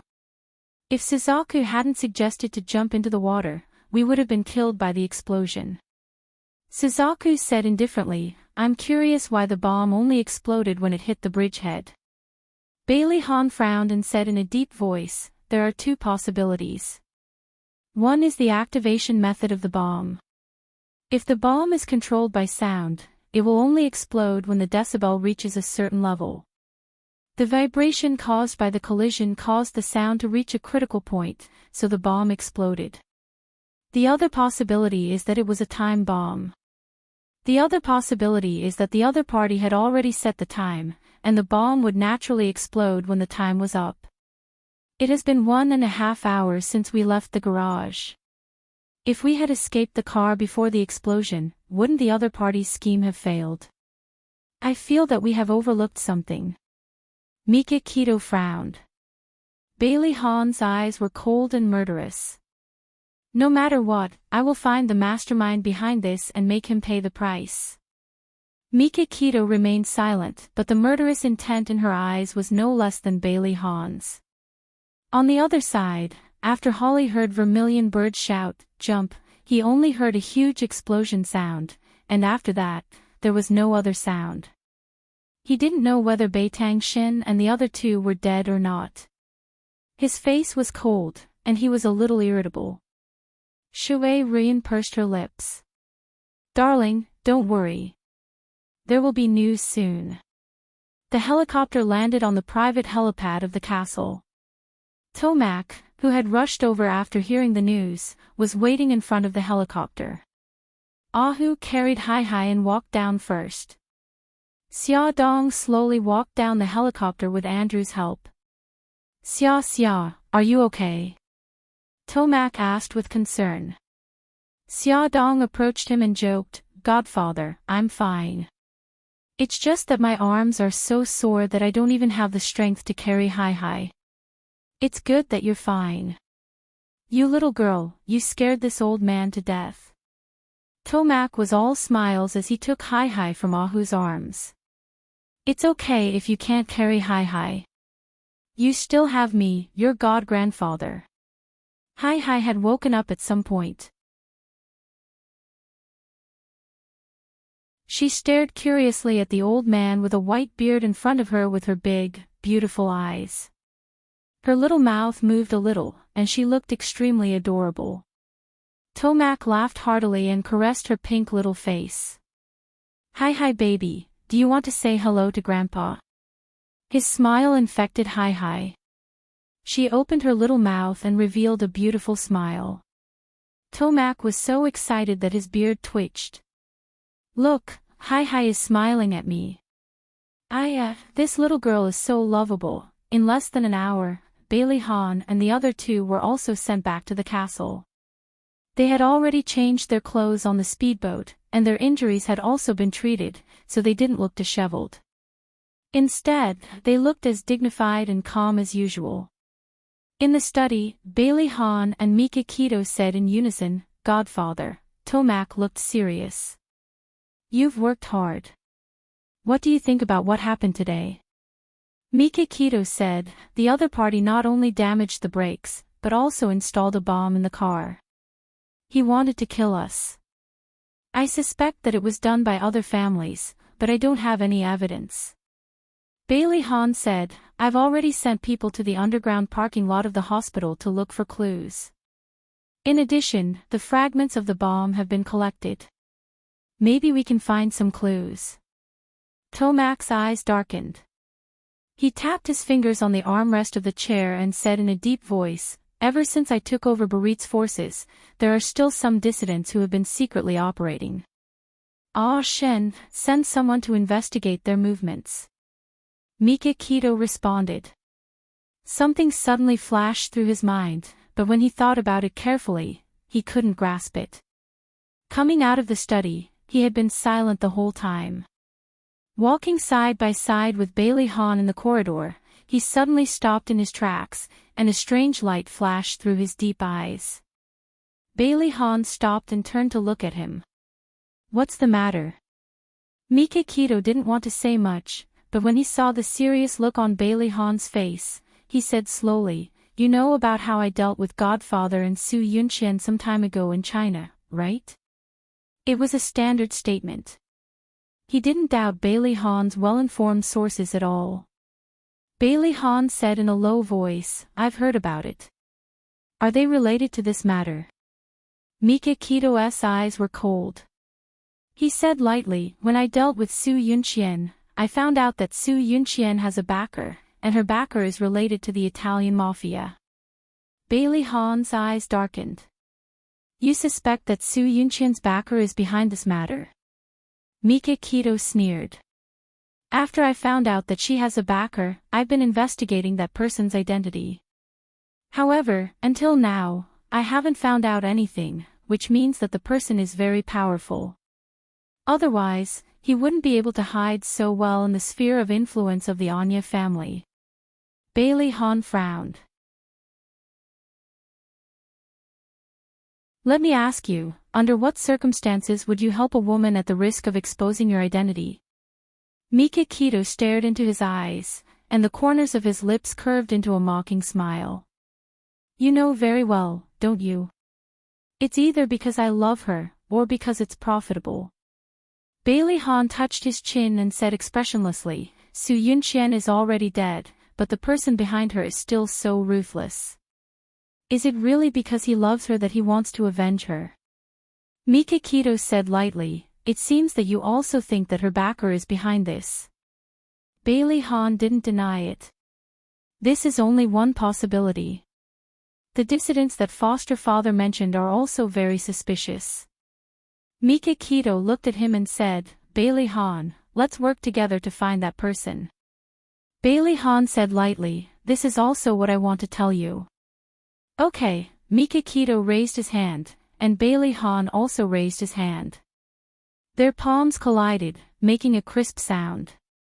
There was the sound of the door lock turning, and Xia Dong suddenly stood up. The door opened, and Bailey Han walked in slowly with a warm smile on his face.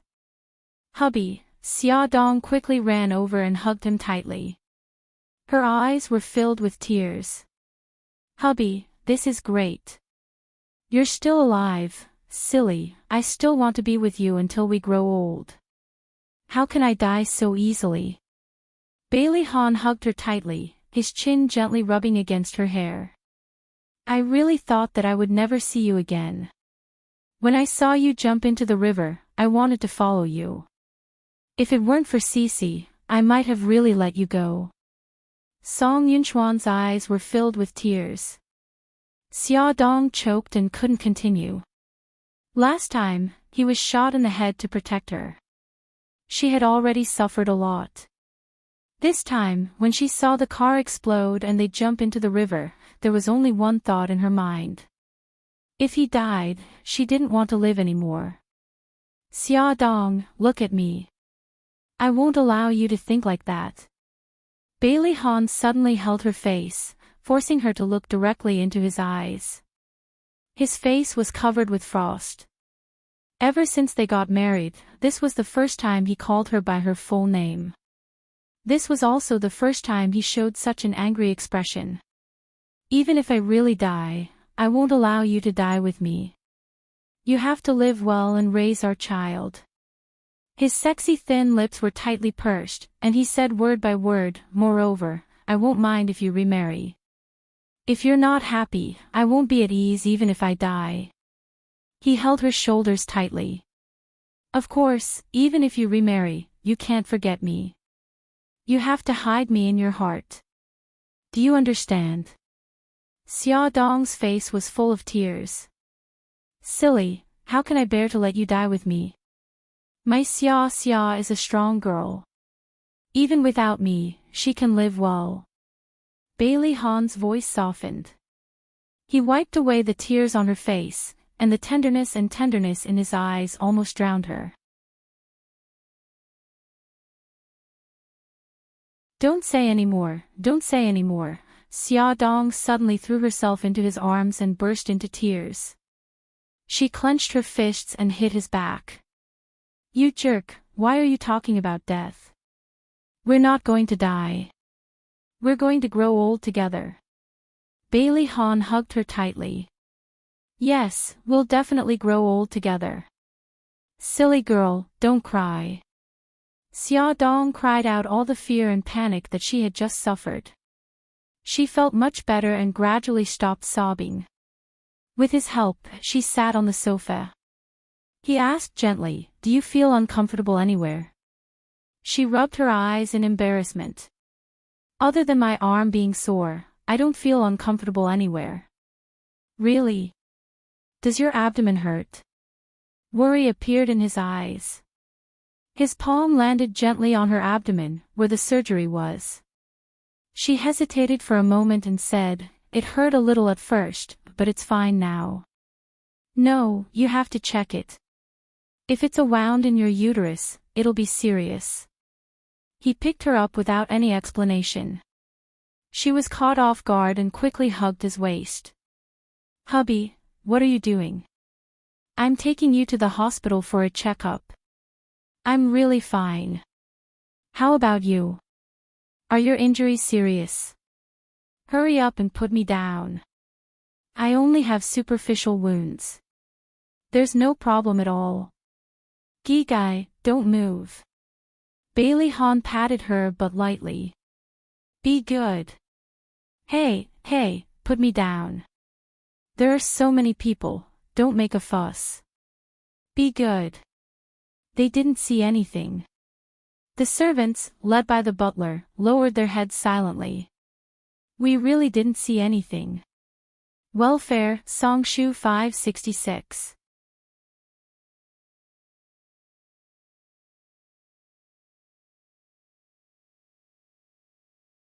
Chapter 293. Bailey Han carried Xia Dong and strode to a car. A servant came forward and opened the car door for them.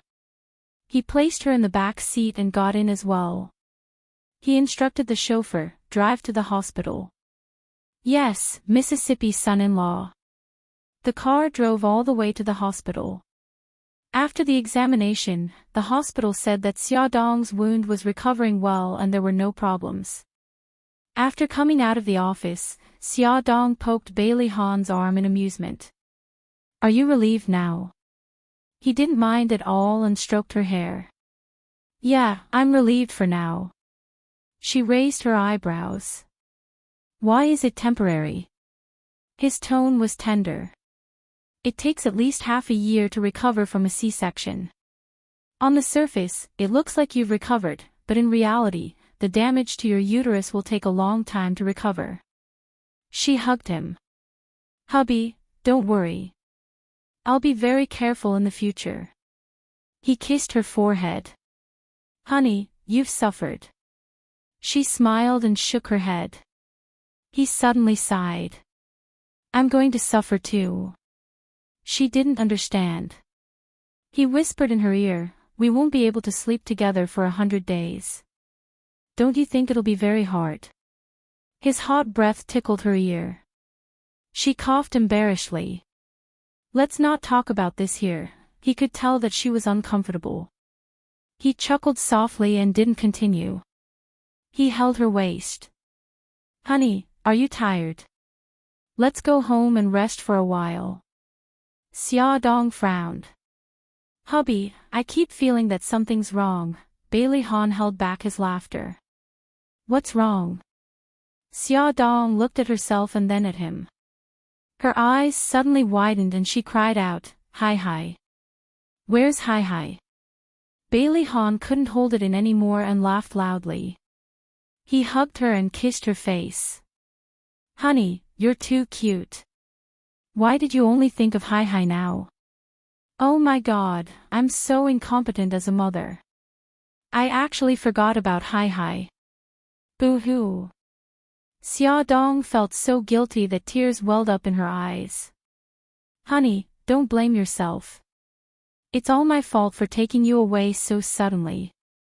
Don't worry, Hi is with Godfather. Many people will take care of her. Hubby, I still feel very uncomfortable. How could I forget about Hi? Could it be that she really wasn't a good mother? Woo-woo, you're just too tired. Good girl, don't blame yourself anymore. He looked into her eyes seriously. In my eyes, you're the best mother in the world. Hubby, you really know how to comfort me. He ruffled her hair. Let's go to the castle in the afternoon and bring Hi home. We'll have dinner with foster father while we're at it. How about that? She smiled. Okay. After Bailey Han and the others returned safely to the castle, Holly received the news. He threw the eavesdropping device on the marble floor, and the antique vase closest to him also didn't escape the fate of being smashed to pieces. Damn it, they're so tough. Holly gnashed his teeth with hatred, and his eyes were bloodthirsty. Shui Rian couldn't tell whether she was more disappointed or happy. She said lightly, "We didn't kill them this time, but I'm afraid it'll be more difficult in the future." Holly suddenly turned his head and stared at her coldly. Bailey Han didn't die. Shouldn't you be happy? Shui Rian's nails dug into her palms, and a wronged expression appeared on her face. I've already said that I don't care whether he lives or dies. Why don't you believe me? If you hadn't been soft-hearted and wanted to let Xiaodong and her daughter go, they would have been. Are you blaming me? Holly suddenly reached out and pinched her chin with his slender fingers, and a dangerous light flashed in his eyes. Shui Rian gritted her teeth and stubbornly raised her cheek, but there was a faint fear in her eyes. I'm not blaming you.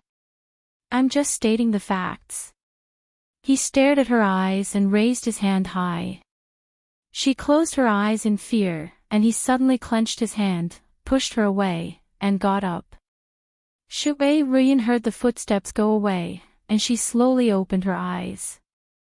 Her long eyelashes drooped, hiding the complicated emotions in her eyes. The study was a mess. The bookshelves were pushed aside, and books were scattered all over the floor. Shui Rian gently pushed the door open and saw Holly standing by the window with his back to the door. The sunlight shone on him through the white curtains, adding some gentleness to his cold back. She quietly walked behind him, stretched out her hands, and hugged him. He didn't move. Silence. After a long time, she said softly, "Do you still remember the first time we met?" He didn't say anything. She said softly, "At that time, I was still a dancer in the Royal Ballet Troupe. One night, I was on my way home from a party and was blocked by a group of hooligans. It was you, like a god descending from the heavens, who saved me." His body stiffened, and he said in a deep voice, "At that time, you were drunk, and I sent you home. You hugged me and called out Bailey Han's name." She caressed his waist with both hands and chuckled softly. "Did you fall in love with me long ago? That's why you slept with me while I was drunk. You're my first man." His stiff body slowly relaxed. "You were the one who grabbed my hand and didn't let go." She pouted. "Then you could have rejected me. I was drunk to begin with." He suddenly turned around and stared into her beautiful eyes, and his lips curled into a naughty smile. "Who asked you to be so beautiful? Anyway, I'm not at a disadvantage. You're annoying." She pushed him gently. He grabbed her hand and said softly, "Baby, I'm sorry. Sometimes, I can't control my emotions." "I know. I've never blamed you." She leaned her head on his chest and said in a lonely voice, "Holly, I only have you. If there comes a day when you don't need me anymore, you must tell me so that I can leave with dignity. He was silent for a long time, so long that her heart turned cold. She slowly left his embrace and turned around. However, he suddenly grabbed her wrist and pulled her back into his embrace. He pressed her head against his chest. "No, that day won't come." She chuckled. "Even if it's a lie, I'm still very happy." He lifted her chin with his slender fingers and saw her tear-stained face. However, there was still a smile on her lips. "Thank you." Damn it. His heart actually ached for her. "It's not a lie." As soon as he said that, he suddenly bent down and kissed her lips. Like lightning striking the earth, their lips and tongues were intertwined, and they couldn't be separated anymore. She put her hands on his neck. He carried her up and put her on the desk. The two of them kissed passionately. He rubbed her softness through the fabric while her slender fingers unbuckled his belt. His pants slipped. Her slightly cold fingers grasped his burning spot and slid slowly. His fingers also invaded her mysterious realm. Liquid flowed down from the desk. She looked at him seductively and pulled him closer to her. "Darling, do you want me?" He did as she wished. He held her slender waist and thrust forcefully. The sound of the desk shaking, the sound of bodies colliding, and the sound of lewd panting mixed together. Among the piles of books, they were playing out a primitive scene of love. Bao, who was sent to the hospital's underground parking lot to investigate, quickly reported back to Bailey Han. The surveillance camera in the underground parking lot had been destroyed by a pistol. The security guards rushed to the underground parking lot after the alarm went off and saw a black Audi leaving quickly. Because it was too fast, the security guards didn't see the license plate number clearly. Bao also contacted the maintenance engineer at the Rolls-Royce 4S store and found out that the Rolls-Royce's fault was man-made. The person who did it was very skilled. If it wasn't for the expert, it was basically impossible to tell that it was man-made. Based on this clue, Bao used the information system of the Dark Knight family to investigate more than 20 names. These people were all experts in this field. Then, he investigated more than 20 people one by one to find the suspect. As for Mikakito, he had personally communicated with the people from the Transportation Bureau to take away the bomb fragments and let the bomb experts in the Dark Knight family study them. The experts spent more than 3 hours to reassemble the fragments. After matching the images of the bomb with the system library, they made a shocking discovery. Young Master Shin, this bomb was developed by the Dark Knight family a few months ago. This type of bomb is usually smuggled to the Middle East countries. It's almost impossible to find it in Italy. Mikakito's eyes suddenly narrowed and his face darkened. He knew what this meant. It was very likely that this bomb was leaked out from the Dark Knight family. Who was that person? Was it really someone from the Dark Knight family? Mikakito ordered coldly, "Don't tell anyone about this." "I understand." Just in case, Mikakito took away all the bombs and erased all the access data. If there was really a traitor in the Dark Knight family, they must be more vigilant to avoid being detected and alerting the enemy. Since the car accident, Mikakito was very careful when driving. Before getting in the car, Suzaku checked carefully to make sure it was safe before they got in the car.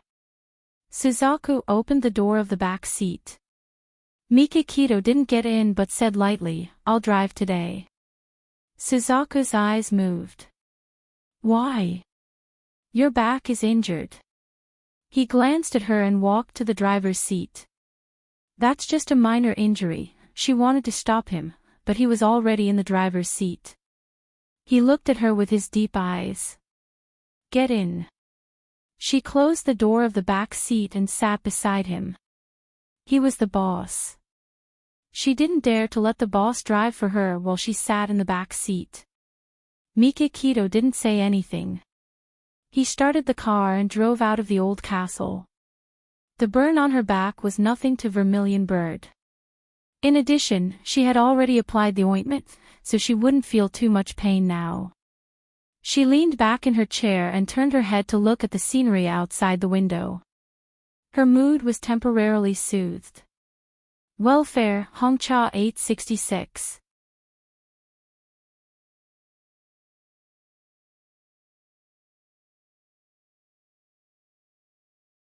Chapter 294.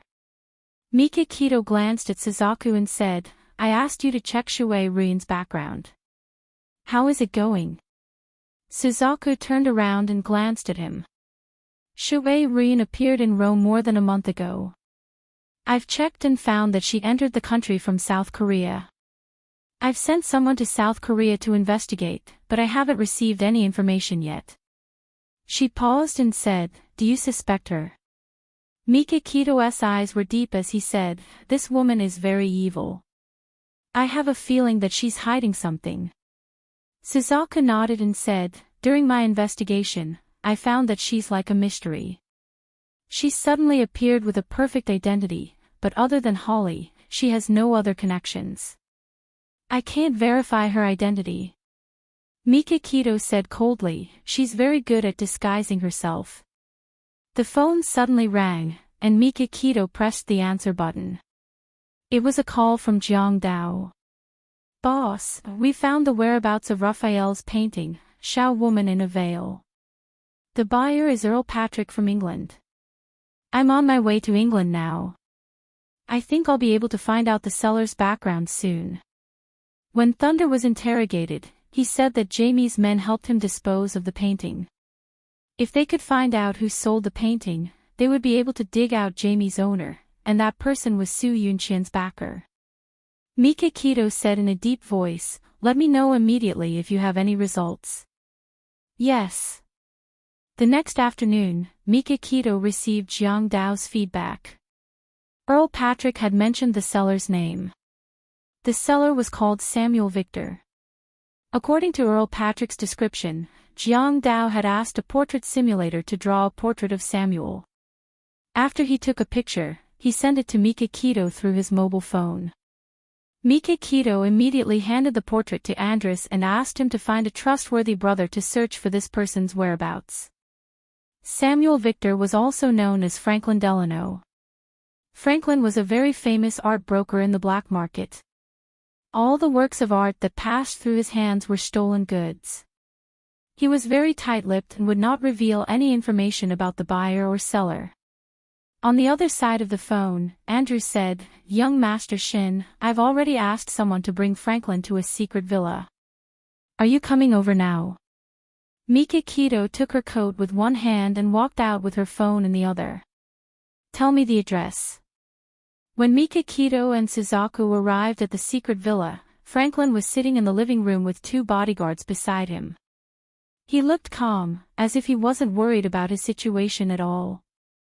Mikakito sat opposite him and waved her hand. The two bodyguards left the living room, and Suzaku stood behind him, expressionless like a statue. Franklin, let's talk about the painting, Shao Girl in a Scarf. I've told you everything I know. Jamie gave me this painting and asked me to sell it for a good price. He'll give me a 10% commission. Mikakito said calmly, I want to know who Jamie works for. Franklin shrugged. I don't know. Jamie and I aren't old friends. Is that so? I don't think so. Beitangshan's slender fingers tapped on the back of the sofa as his lips curled into a sneer. I've already had someone check your transaction records. Out of every 10 transactions, 4 of them were brought to you by Jamie. The reason why your transaction volume has sharply decreased in the past 2 months is also because of Jamie's disappearance, right? Franklin was a little surprised. How did you find out about this? Mikakito sneered. The Dark Knight family has never failed to find out what they want to find out. You should know the consequences of going against the Dark Knight family. Aren't you curious about where Jamie went? Franklin's body trembled, and his eyes widened. You killed Jamie. Beitang lazily leaned back, indifferently glanced at him, and said, in fact, he bit his tongue to commit suicide. Of course, if you don't want to tell me what you know, you can also choose to die like him. However, if that's the case, you won't be able to enjoy your 30 million worth of assets. Franklin's face changed, but he didn't give in easily. I only made deals with Jamie every time. He didn't mention anything else. Mikakito sneered. Your memory doesn't seem to be very good.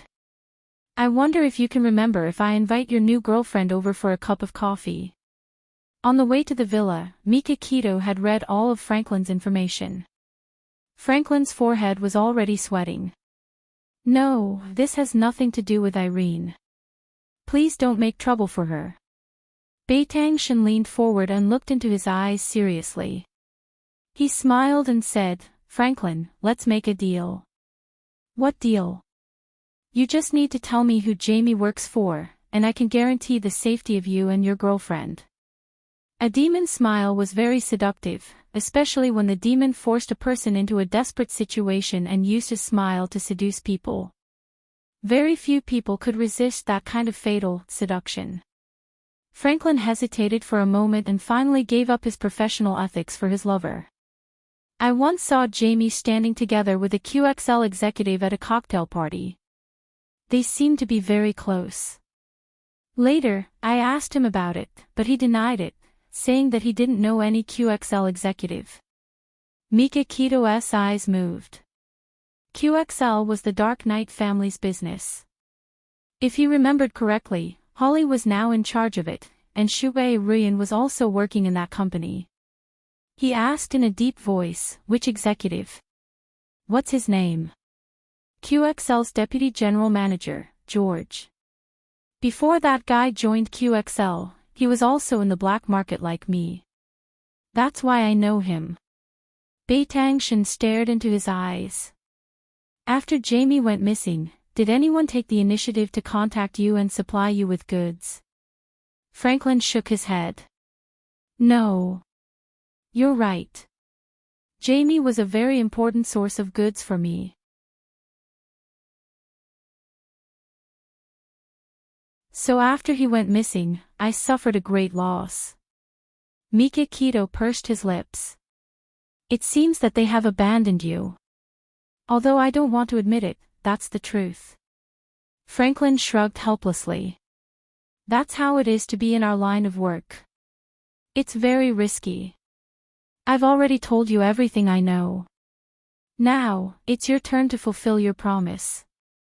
Mikakito said calmly, Suzaku, send him out. Yes. Suzaku walked to Franklin's side. She took the blindfold from the table and put it on his head. Then, she took his arm and led him out of the living room. Outside the living room, the two bodyguards took Franklin from Suzaku and stuffed him into the car. They slowly drove out of the villa. QXL, did this company have anything to do with Jamie? What secrets were hidden in it? When Suzaku walked into the living room, Mikakito was still sitting on the sofa. She looked down and tapped her fingers lightly. She seemed to be thinking about something. She pursed her lips and said calmly, if Jamie is related to QXL, then the most suspicious person is Holly. As the manager of QXL, Holly can't not be involved in this matter. Mikakito slowly raised her head. Her gaze was deep as she said in a deep voice, it's too early to make a conclusion. Now, we have to find out the relationship between Jamie and George. Suzaku's lips curved into a mocking smile. Even if you don't want to listen, I still have to say it. Holly is also a suspect in the car accident. Don't you think that your position in the Dark Knight family is too high and you're putting pressure on him? He has a motive to commit the crime. Mikakito had considered this, but she didn't want to suspect it. However, where there was power, there was bound to be competition, suppression, and even destruction.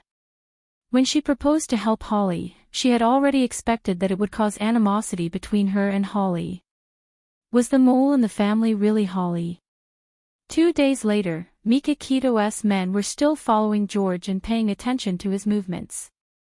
Abeo made a breakthrough. In the process of investigating the suspects, he locked onto a man named Peter. Peter used to be a car mechanic. He had been in jail for stealing cars, so he knew cars very well. Abeo pretended to be a customer and offered a high reward for Peter to fix a car so that it wouldn't start properly. Under the temptation of a high reward, Peter readily agreed. After he damaged the car according to the agreement, the engineer who repaired the Rolls-Royce checked the fault of the car and confirmed on the spot that the fault of the two cars was the same. It was definitely done by the same person. Peter realized that he had been set up. He wanted to run away, but 3 men in black suits suddenly rushed over and subdued him. After a round of torture, Peter confessed. "A few days ago, when I was fixing the car, a black Audi suddenly stopped in front of me. The man in the car asked me if I wanted to make a lot of money. You know, I was short of money, so I agreed. The next day, the man told me to wait for him at the designated place with the tools. Then he drove me to the underground parking lot of the hospital and asked me to fix the Ferrari and the Rolls-Royce. He also installed a bomb and a bug under the Ferrari." "Why did you install a bug?" Abeo asked. "I don't know. It was my employer's order. I just followed his orders." "What's his name?" "I don't know." "Do you still remember what he looks like?" "I know how to draw. I can draw it for you, but you have to promise me that you won't kill me or hand me over to the police." "Okay, I promise. But if you dare to fool me, I will never let you go." After some negotiation, Peter drew a portrait. He said, "That man looks very cold. He doesn't talk much. He is muscular and has scars on his arms. I suspect that he is a mercenary. Come and see." Hongcha 866.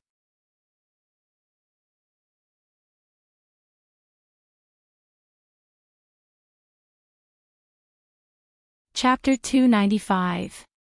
Peter's portrait was soon sent to Mikakito. Suzaku took a look at the portrait and frowned. "I think I've seen this person somewhere before. Let me think." She held the portrait with both hands and paced around the room with a thoughtful look on her face. Mikakito did not rush her and waited quietly for her answer. Nearly 3 to 4 minutes later, she suddenly stopped and a trace of surprise flashed through her eyes. "I remember now. When I was investigating Shui Ruin some time ago, I saw this man opening the car door for her.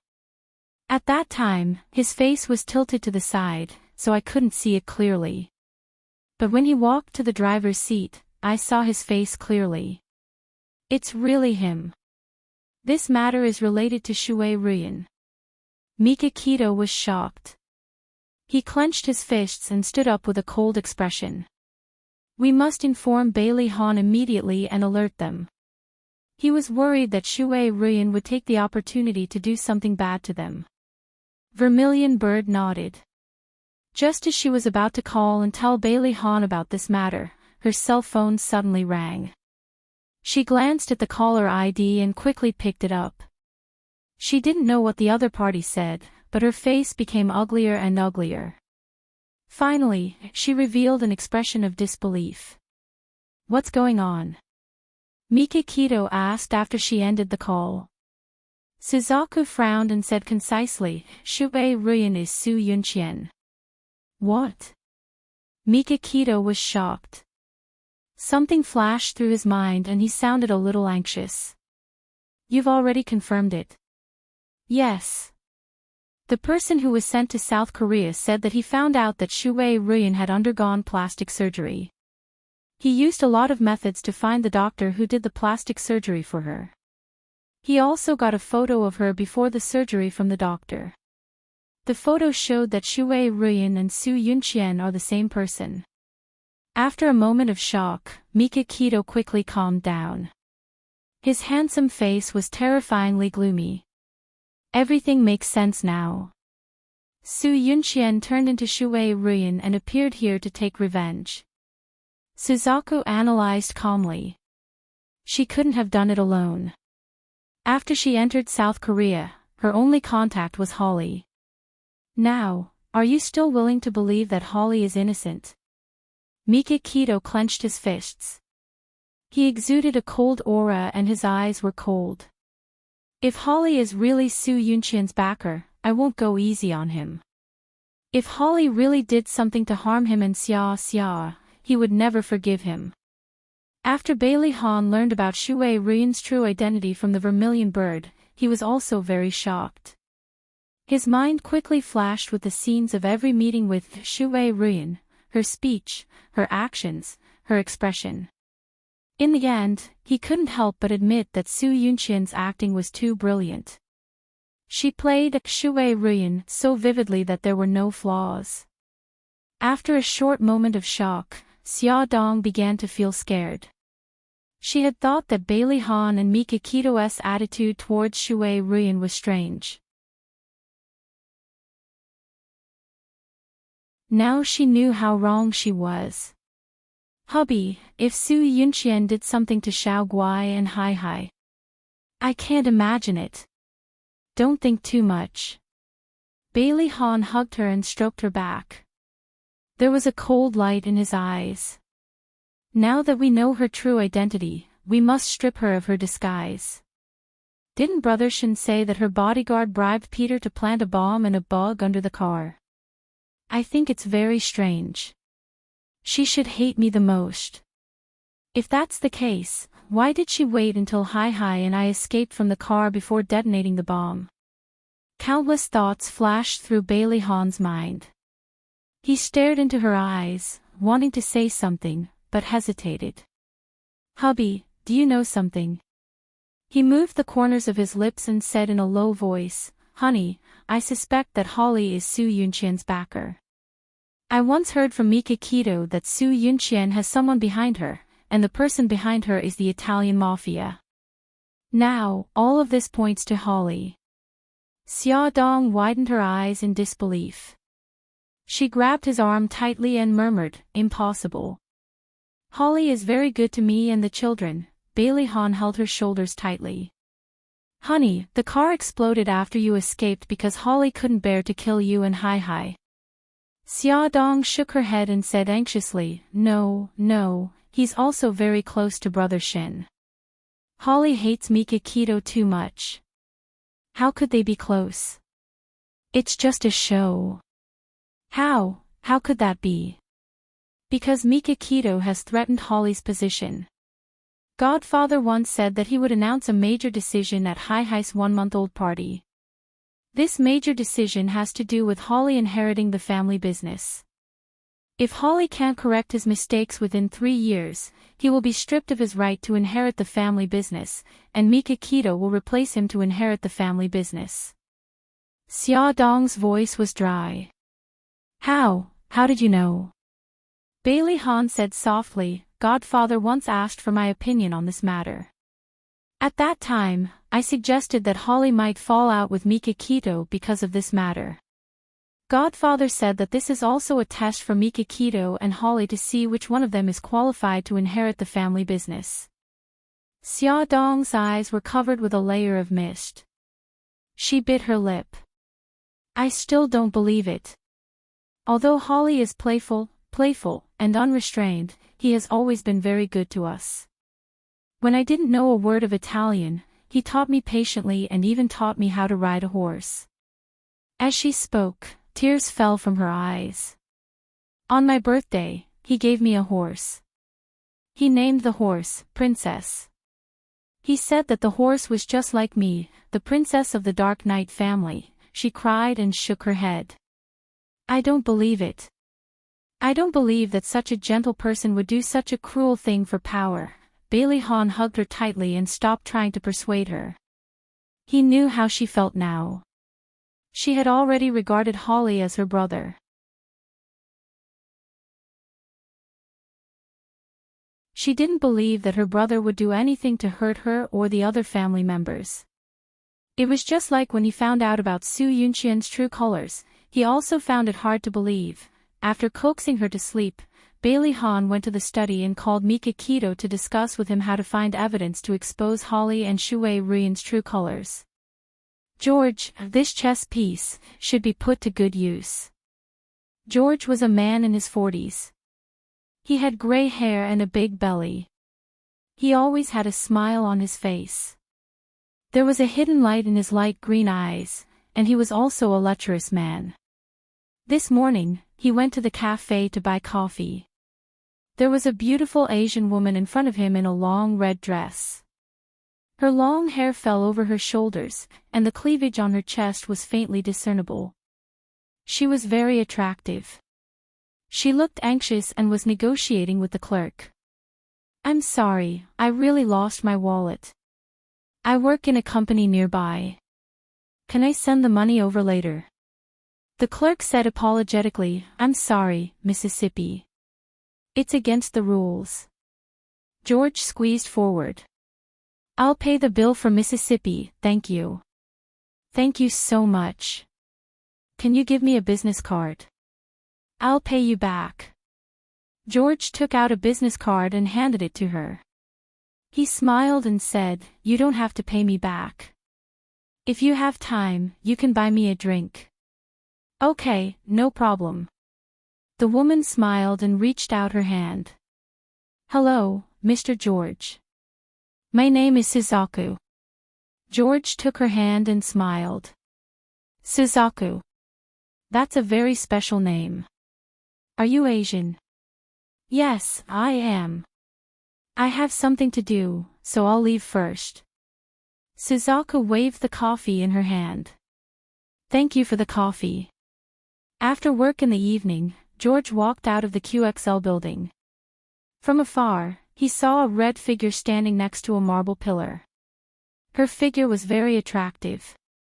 He couldn't help but take a few more glances. He didn't expect that figure to suddenly turn around. He was stunned. "It's you." "It's me, George. Can I buy you a drink?" Suzaku smiled brightly. Her lips curled up seductively. Her face was really beautiful.